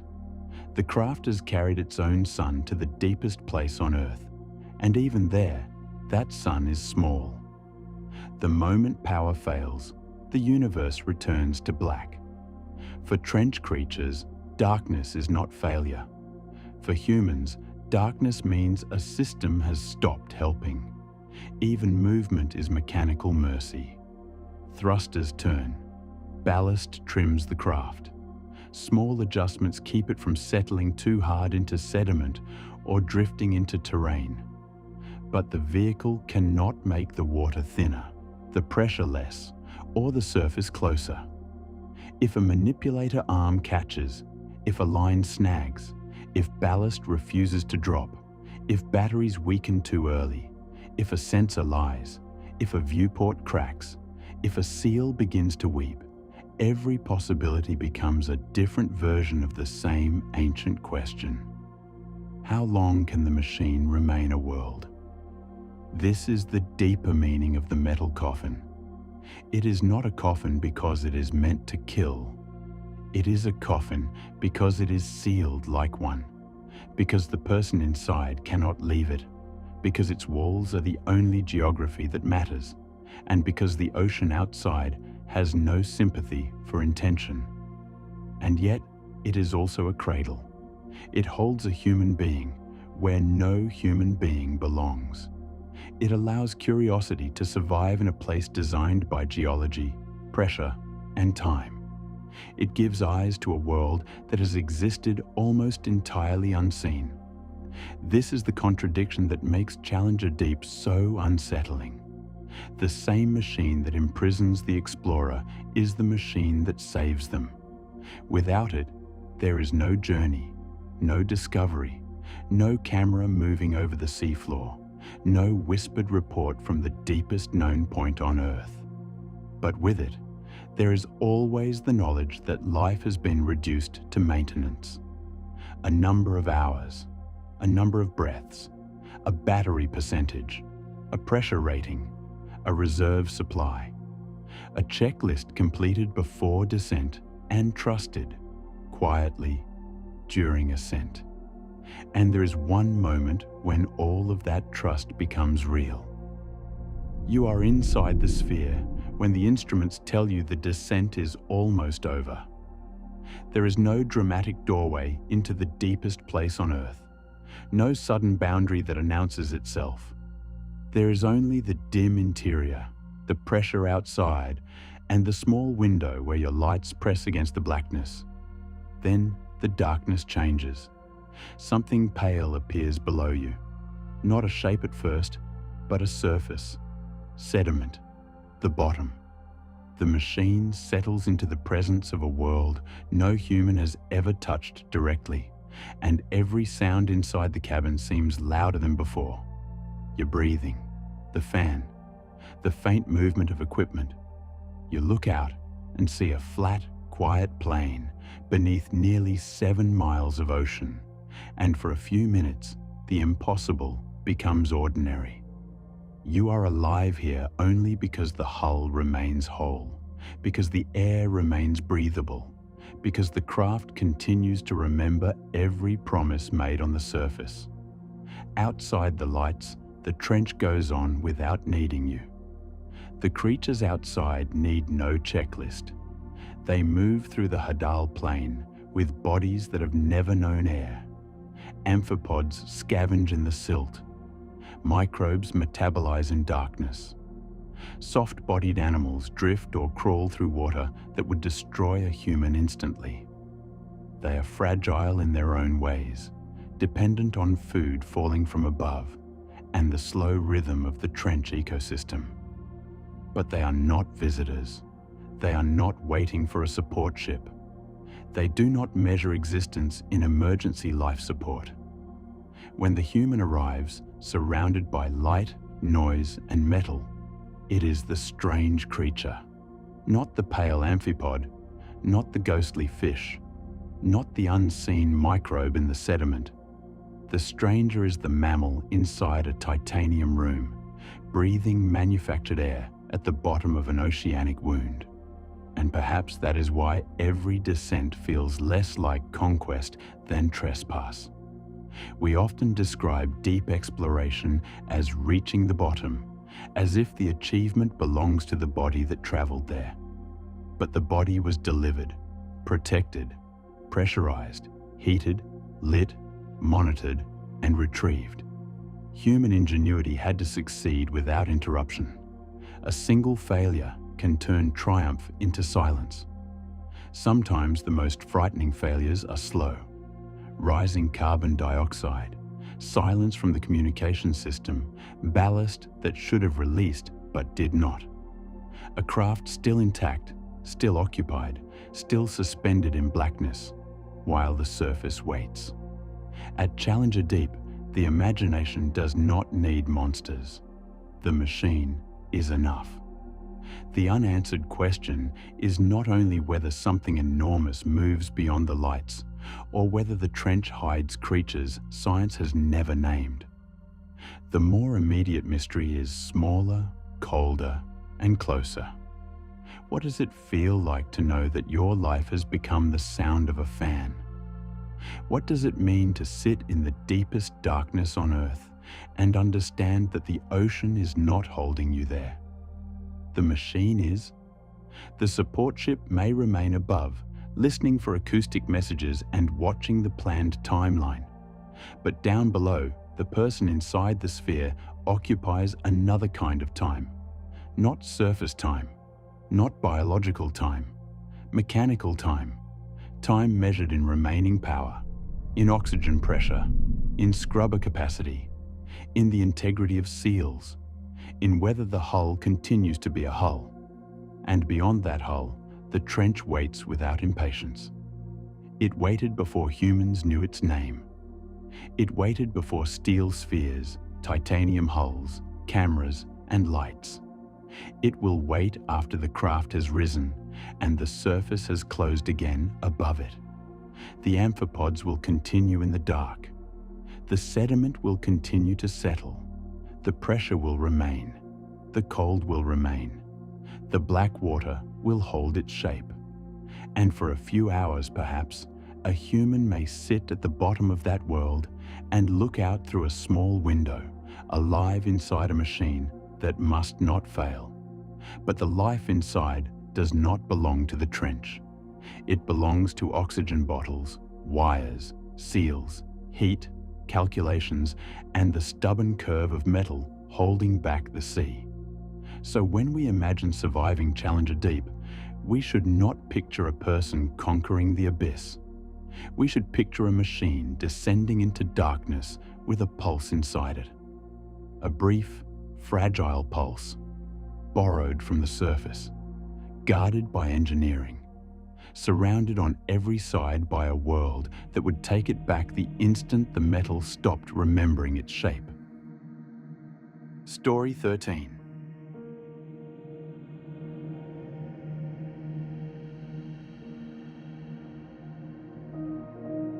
The machine at the bottom of the trench is not only surrounded by pressure, it is surrounded by movement. Inside the metal hull, the abyss may feel frozen. The lights reach only a few meters into the dark. The oxygen systems whisper. The batteries hum. The pressure vessel holds its shape, and for a brief while, a human pulse continues inside a pocket of borrowed atmosphere. From that little chamber, the seafloor can seem like a final room beneath the world, silent and unmoving.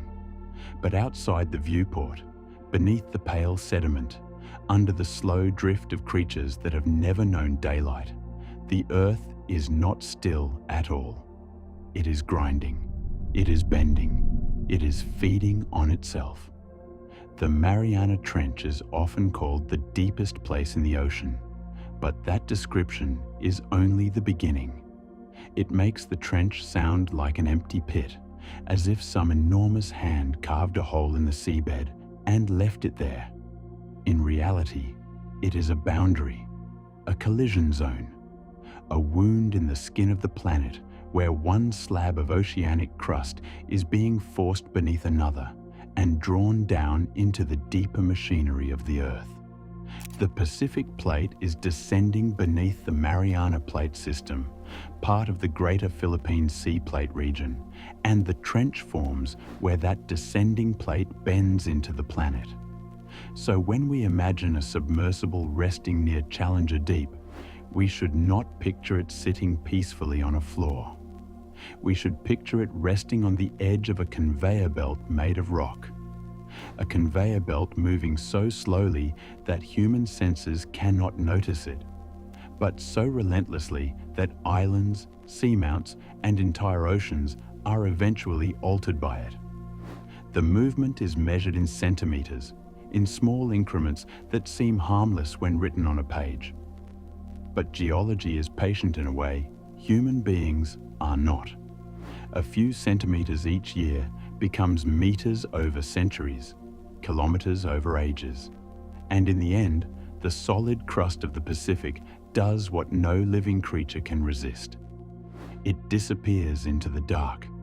This is the deeper horror of the Mariana Trench. Not simply that a human body cannot survive there. Not simply that a human mind would be trapped in cold, darkness, pressure, and failing time. The deeper horror is that the place itself is not a destination. It is a process, a slow violence, a planetary scar that has not healed because it is still being made. The trench is the visible trace of that dive. At the surface, the ocean above may appear calm, a blue expanse broken by wind, cloud, and the occasional passing ship. But nearly 7 miles below, the seafloor curves into a long crescent-shaped depression east of the Mariana Islands. Sediment settles there like ash in a forgotten valley. Dead plankton, volcanic dust, fragments of shell, and microscopic remains from sunlit water drift down over years and centuries. They make a soft covering over one of the most violent boundaries on Earth. It is a strange disguise. The bottom may look quiet, smooth in places, almost lunar. But under that blanket of sediment, the descending plate is being squeezed, cracked, dehydrated, and transformed. Minerals that once held water begin to release it under rising pressure and heat. Those fluids migrate upward. They enter the mantle above the slab. They change the chemistry of rock. They help generate magma. And far behind the trench, that magma rises again, not as a gentle return, but as volcanoes. This is how the trench reaches beyond itself. It is not only a deep line in the seafloor, it is connected to an entire arc of fire. North of Guam, the Mariana Volcanic Arc stretches through the western Pacific, a chain of islands and submarine volcanoes born from the same subduction process that created the trench. The Mariana region includes volcanic islands and dozens of submarine volcanoes, some of them hydrothermally active, making the region one of the most active volcanic systems on Earth. Ocean crust is recycled back into the mantle as the ocean floor descends into the trench, with part of that crust remelting and rising behind the trench along a long line of volcanoes. So the abyss is not an isolated darkness. It is the mouth of a system, a graveyard and a furnace connected by invisible passageways through stone. And those passageways do not only carry heat, they carry fluids, gases, dissolved minerals, chemical signatures from rock that has been dragged into conditions no human eye can witness. In some places around the Mariana system, hydrothermal vents release water that has traveled through fractured crust, been heated by magma, and returned to the seafloor changed. Hydrothermal vents form when seawater percolates through fissures near spreading centers or subduction zones, is heated by hot magma, and re-emerges from the seafloor. Even without sunlight, vent communities can survive through chemical energy in a process known as chemosynthesis. To us, a vent field may look like an alien ruin. You are not standing there. No human body could. You are watching through a machine, through a camera lowered into a world that has never needed eyes. The screen in front of you shows only darkness at first, a black so complete it feels less like distance than absence. Then the lights catch something pale in the water, a shimmer, a plume, a shape rising from the seafloor where nothing should be moving. You lean closer, and the abyss begins to reveal its machinery. Black chimneys stand in the beam like broken towers. Mineral smoke pours upward and folds into the cold water. Around it, life gathers without sunlight, clustered around chemistry leaking from the earth itself. You are not seeing a peaceful seabed. You are seeing the planet breathe through a wound. Every particle drifting past the lens has passed through heat, pressure, rock, and time. And for a moment, the trench is no longer just a depth on a map. It is alive with forces older than memory. Black chimneys rising from the seabed, white bacterial mats fluttering in the current, mineral smoke pouring into water so cold it should extinguish almost everything. Yet instead of barrenness, life gathers there. Shrimp, crabs, snails, tube worms, microbes that build a food web from chemistry rather than light. They do not wait for the sun. They do not need the seasons. They live at the seam where the planet leaks its interior into the ocean. But not all of its breaths are gentle. At northwest Ifuku, in the Mariana volcanic system, a feature known as Champagne Vent releases streams of carbon dioxide, including almost pure liquid CO2. At Daikoku, another submarine volcano, scientists have observed molten sulfur, a substance so strange in that environment that its rarity has been compared to conditions otherwise known from Jupiter's moon Io. The volcanic unit of the Mariana Trench Marine National Monument contains undersea mud volcanoes and thermal vents where unusual life survives in some of the harshest conditions on Earth. The planet has wounds that bleed chemistry. The planet has scars that grow volcanoes. The planet has places where stone is altered, softened, and sent upward like memory returning from burial. Along the Mariana Forearc, between the trench and the volcanic arc, there are serpentinite mud volcanoes. These are not volcanoes in the familiar image of fiery cones spilling lava into the sea.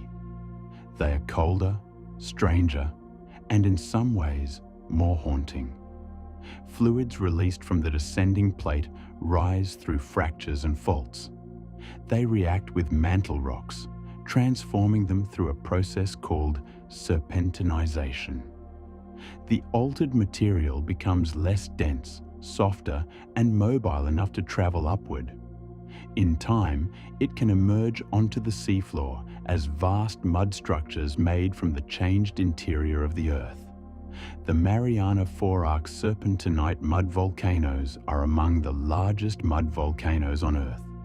Formed as slab-derived fluids and materials ascend through fractures to the seafloor. These processes have likely been active for tens of millions of years at this site, and for billions of years on Earth. This detail changes the feeling of the trench. It is not merely consuming crust. It is also leaking evidence of what it consumes.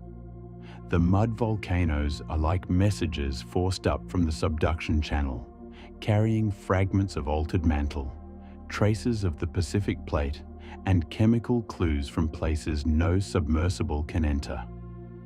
They are windows, but not clear ones. They are smeared with pressure, heat, fluid, and time. They reveal enough to tell us that the hidden system is active, but not enough to make it feel familiar. And that may be the oldest fear in the Mariana Trench. Not that it is unknown, but that it is knowable in fragments only. The trench is not hiding because it wants to be mysterious. It is hiding because it operates on scales that human beings were not built to perceive. We understand sudden danger, a hull cracking, a seal failing, a power system dying, a breath not coming when it should. These are dangers with moments. They happen, and the human mind can gather around them. But the Mariana Trench works through a different kind of violence. It destroys by duration. It bends rock over ages. It stores strain quietly. It releases earthquakes in seconds after centuries of preparation. It sends slabs downward for millions of years. It builds volcanoes by the slow liberation of water from minerals. That kind of violence does not feel dramatic at first. It feels like silence. Then the seafloor moves. Earthquakes are part of the language of subduction zones. Some occur near the boundary where plates scrape and lock. Others happen deeper, within the descending slab as it bends and transforms. To a person on land, an earthquake may be a shudder, a falling wall, a wave warning, a brief upheaval in the familiar world. But at the bottom of a trench, the idea becomes stranger. There is no open sky to run beneath, no horizon to watch, no solid refuge in the ordinary sense. The ground itself is part of the machinery. Imagine the submersible again. The lights are aimed at a patch of sediment. A few animals drift through the beam. The instruments show depth, pressure, temperature. Inside, a human listens to fans and pumps and the soft clicking of systems that must not stop. Then, somewhere beneath or beside the craft, rock adjusts. Perhaps it is nothing dramatic. A tremor too small to threaten the vessel. A vibration traveling through water and mud. A slight stirring of sediment. But even that faint motion would be a reminder of something terrible and ancient. The machine is not resting on a floor that exists for it. The floor is temporary. The floor is being pulled into the earth. The abyss is efficient at erasing its own disturbances. And still, there is another unsettling layer. Subduction does not simply pull stone into the earth. It pulls down the history of the surface. In this sense, the Mariana Trench is not empty darkness. It is an archive being destroyed as it is written. Layer by layer, the surface world falls into it. Layer by layer, the planet decides what will be preserved, what will be transformed, and what will vanish into depths beyond recovery. And sometimes, through vents, volcanoes, gases, and mud, the deep earth sends part of that material back, changed beyond recognition. There is a cycle here that is almost too large for comfort. The ocean floor is born from fire. It cools beneath water. It travels across the planet in darkness. It gathers the dust of life. Then, at the trench, it bends downward and returns to fire. The trench is a reminder that stability may be the illusion. Perhaps this is why the Mariana has attracted not only science, but speculation. Some imagine unknown creatures moving through its valleys. Others imagine hidden openings, forgotten worlds, or forces still unnamed. Most of these ideas drift beyond evidence, but they reveal something honest about human instinct.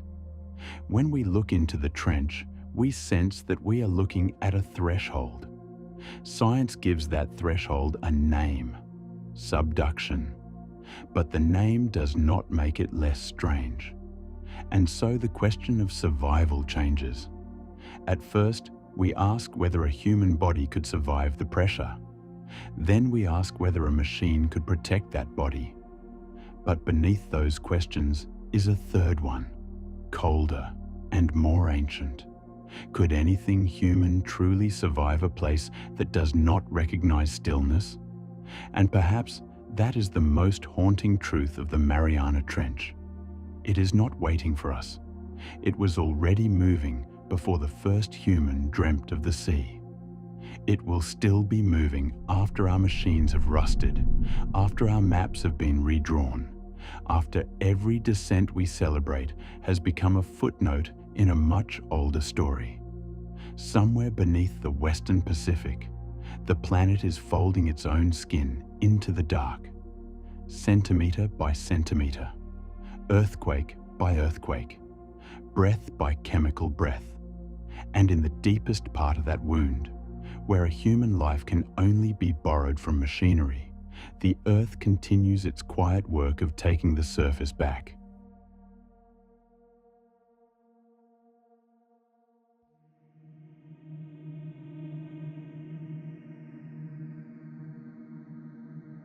Story 14.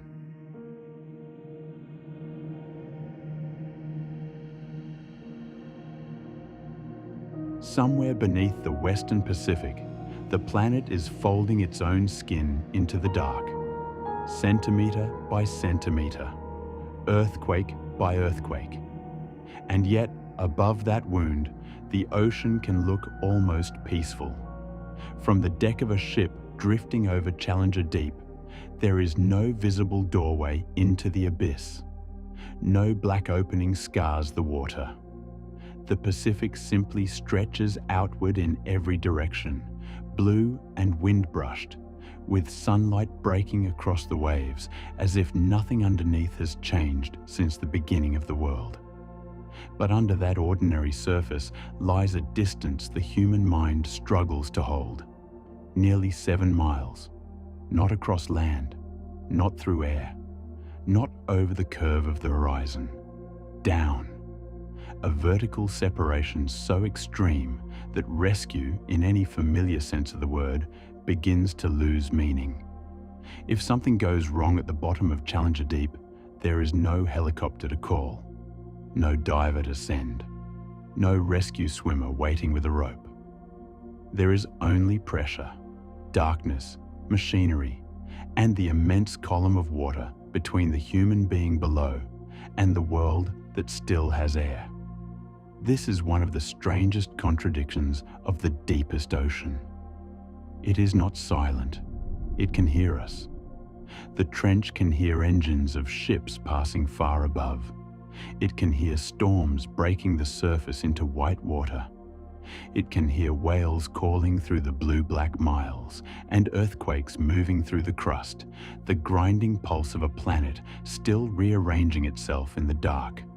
Sound reaches down, but rescue does not. And so, Challenger Deep becomes more than a place of depth. It becomes a place of separation, connected to the surface by vibration, by signal, by faint acoustic pings, and yet almost unreachable by the hands of the people listening above.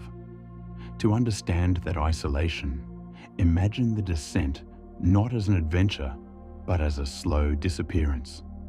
At first, the surface remains close. A submersible leaves the support ship and sinks through upper water, where sunlight still filters down in green and silver shafts. The instruments respond. The hull is stable. The voices from above may still feel near, as if the ship is only waiting a short distance overhead. Then the light weakens. The water darkens from blue to indigo. The temperature falls. Soon, the surface is no longer a place. It is an idea. The ship is still there. The crew is still watching. But the body knows something older than engineering. It knows that help is moving farther away. By the time a vessel enters the Hadal world, named after Hades, the ancient underworld, the descent begins to feel like leaving Earth while still remaining inside it. There are no stars outside the window, no horizon, no weather, only black water, drifting particles, and the sound of the machine holding its shape. For the person inside, the most important thing in the universe may be a release mechanism, a switch, a lever, a sequence of commands. Because in the deepest ocean, survival depends on a simple bargain. If the vessel can drop weight, it can rise. Deep submersibles descend by becoming heavier than the water around them. They return by shedding ballast, allowing buoyancy to pull them back toward the sky. A latch opens, a weight falls.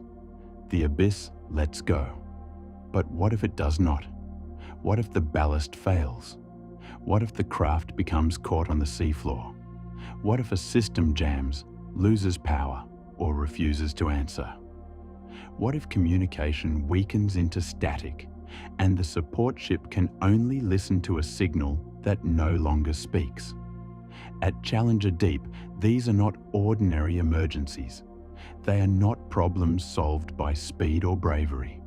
They are problems measured in miles of pressure. The surface may know exactly where a vessel is. It may hear it. It may track it. It may send messages down into the dark. But knowing is not the same as reaching. A human trapped at the bottom might be perfectly located. The position could glow on screens. The last acoustic contact could be logged to the second. Above, the support crew might stare at an ocean calm enough to swim in. And below them, nearly 7 miles away, the emergency would unfold in a place no human body could survive for an instant without the machine. This is what makes rescue almost theoretical. Not impossible because no one would try. Impossible because the trench rewrites the scale of action. In shallower water, rescue might mean divers, cables, remotely operated vehicles, or another craft moving toward danger. But Challenger Deep sits beyond the practical edge of almost every rescue system ever built. The machines are rare, the ships are specialized, and every descent takes time. There is no rushing 7 miles straight down. Even a rescue vehicle capable of surviving the depth would have to find the distressed craft and work under pressures that punish the smallest weakness, while life support inside the stranded vessel slowly moved from abundance toward calculation. Oxygen becomes a number. Carbon dioxide becomes a shadow. Battery power becomes time. And time in the abyss behaves differently. It gathers, it thickens, it presses inward with the water. The people above can speak of procedures, margins, and backup systems. But below, the emotional reality narrows. The ocean outside is not an enemy in motion. It is in different stability, a black pressure that remains exactly where it is. This is why every descent into Challenger Deep is, in some sense, a conversation with helplessness. The machine may be brilliant. The pilot may be calm. The mission may be meticulously planned. But the trench always holds the greater position. It surrounds the visitor completely. It blocks ordinary radio. It smothers light. It turns rescue from an instinct into an engineering puzzle with almost no margin. And still, through all of this, the abyss is listening. Sound travels through seawater with remarkable power. In air, noise fades quickly. In water, it moves farther, faster, and often with greater persistence. A ship passing overhead leaves a sonic footprint. Propellers turn, engines pulse, hulls vibrate. The noise spreads downward until even the deepest places may register human industry. To us, standing on deck, the ocean beneath may seem mute. To the trench, the surface is loud. There are the low signatures of cargo ships crossing the Pacific, the distant rolls of storms, the songs of whales, and the seismic tremors entering the water from the crust, as if the planet itself were knocking from below. Challenger Deep receives all of this. A place we imagine as cut off is, in one sense, surrounded by messages. But they are not messages in the human way. They are not instructions. They do not rescue. They only arrive. That may be the eeriest part. The bottom of the trench can be aware of the surface without being part of it. Underwater communication is a compromise. Radio waves, so useful in air and space, do not pass easily through seawater. The deep relies on sound, acoustic modems, underwater telephones, pings that can travel but not always clearly. Voices may flatten into ghostly fragments. Data may arrive slowly. Signals can be disrupted by terrain, noise, and the vastness of the medium itself. In the abyss, even conversation becomes fragile. A message from the bottom is not like a phone call. It is more like a lantern glimpsed in fog. A pulse sent through a world that was never designed for human speech. Imagine the support ship listening. The crew waits in the operations room, surrounded by monitors, coordinates, depth readings, oxygen estimates, acoustic traces. Outside, the sea rises and falls. The ship may be directly above the deepest point on Earth, but the distance to the person below is measured in consequence. Every signal matters. A routine ping confirms life, location, and continuity. Silence becomes heavy. A delayed response becomes a question no one wants to ask aloud.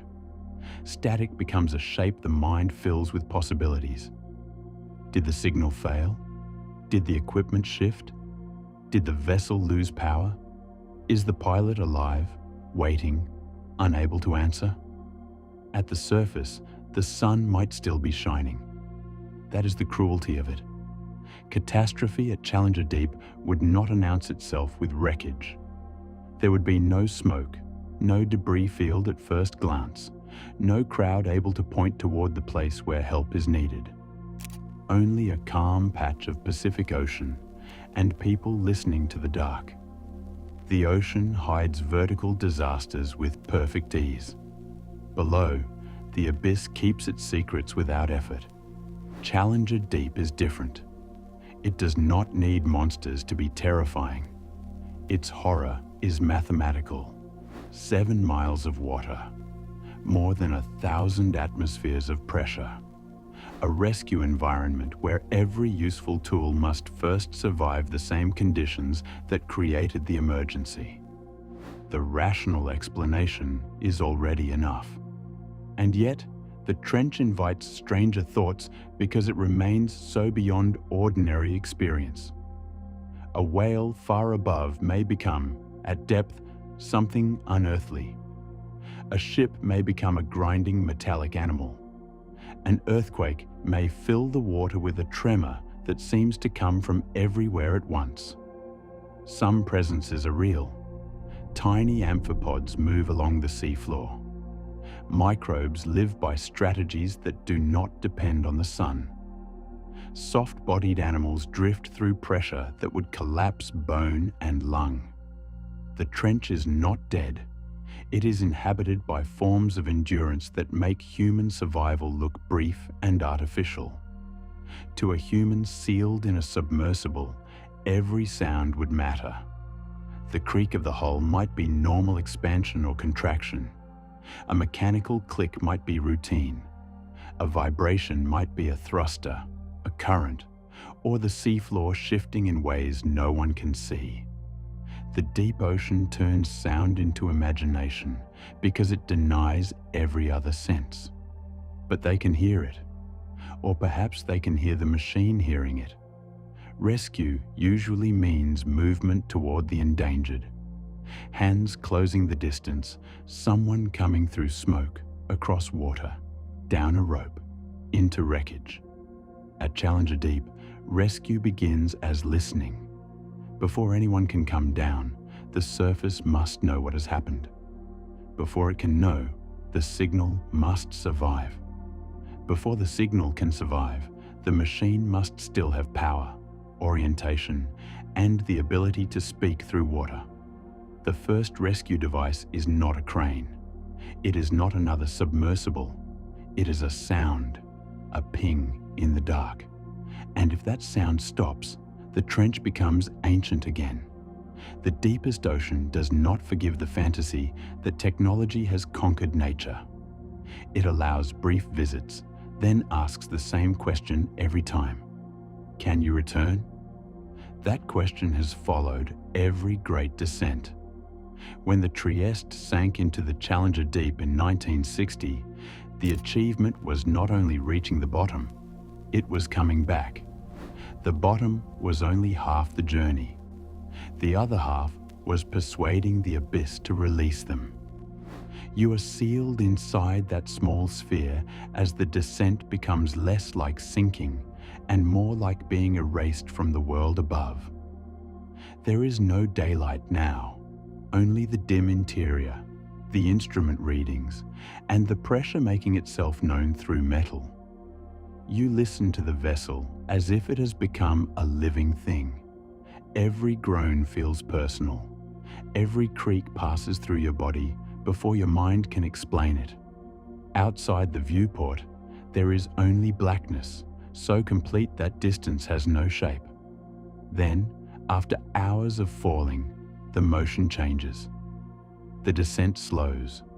The abyss is no longer beneath you. It is around you.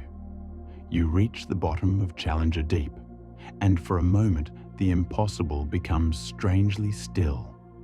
Somewhere almost 7 miles above, the surface ship waits in open air.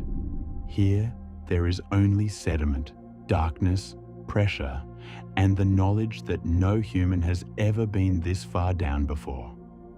You are not standing on the seafloor. You are borrowing a few minutes from a world that cannot keep you alive. The trench does not resist like a creature. It does not rage. It does not hunt. It simply maintains the conditions that have existed there long before humans named them. Pressure, darkness, distance, cold, isolation. These are not events. They are the permanent climate of the Hadal world. In space, an astronaut can look back and see Earth glowing below. In Challenger Deep, home is directly overhead and invisible. The world of air, trees, cities, voices, and open sky is above a ceiling of water so heavy that the human body cannot enter it and remain human. That is the strange intimacy of the trench. It is not far away on a cosmic scale. It is here, on the same planet, under the same weather, beneath waters crossed by ships every day. And still, it is almost unreachable. The support ship can float above it. Satellites can locate the ship. Scientists can map the seafloor. Hydrophones can hear earthquakes and whales. But between knowledge and touch lies the abyss, and the abyss is not impressed by knowledge. Modern life has trained us to think of distance as something technology erases. But there are still places where distance returns to its old power. At the bottom of the Mariana Trench, distance is pressure, darkness, equipment, time, and helplessness woven together. It is the knowledge that the surface may hear you and still be unable to reach you. And perhaps that is why the trench feels less like an empty pit than a listening chamber. Every day, noises fall into it from above. Propellers, whales, storms, earthquakes. The trench gathers them into its immense darkness, holding echoes of a world that cannot easily descend. Somewhere above, the surface continues. Clouds move, ships pass, rain strikes the water. A whale turns in the black-blue distance and sings. And far below, at the end of the planet's deepest wound, Challenger Deep listens. Not waiting exactly, not calling, only receiving. A place close enough to hear us living, and deep enough that, if the darkness chose to keep someone, the whole bright world above might only be able to listen back.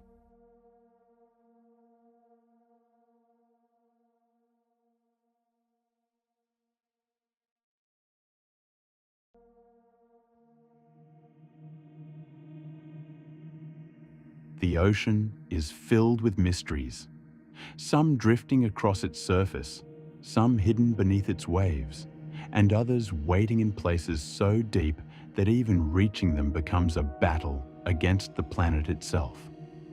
The stories we've explored today are a reminder that the Mariana Trench is not terrifying because of legends alone, but because of what we already know to be true. The pressure, the darkness, the cold, the isolation, and the impossible distance from the world above all reveal something humbling about the deepest place on Earth. It is not a world built for us, and yet life still finds a way to exist there. Soft-bodied creatures, unseen ecosystems, strange sounds, and ancient geological forces continue to move in silence beneath nearly 7 miles of water. The deeper we look, the more questions we find. And perhaps that is what makes the trench so haunting. It is not empty, it is not still, and it is not waiting to be understood easily.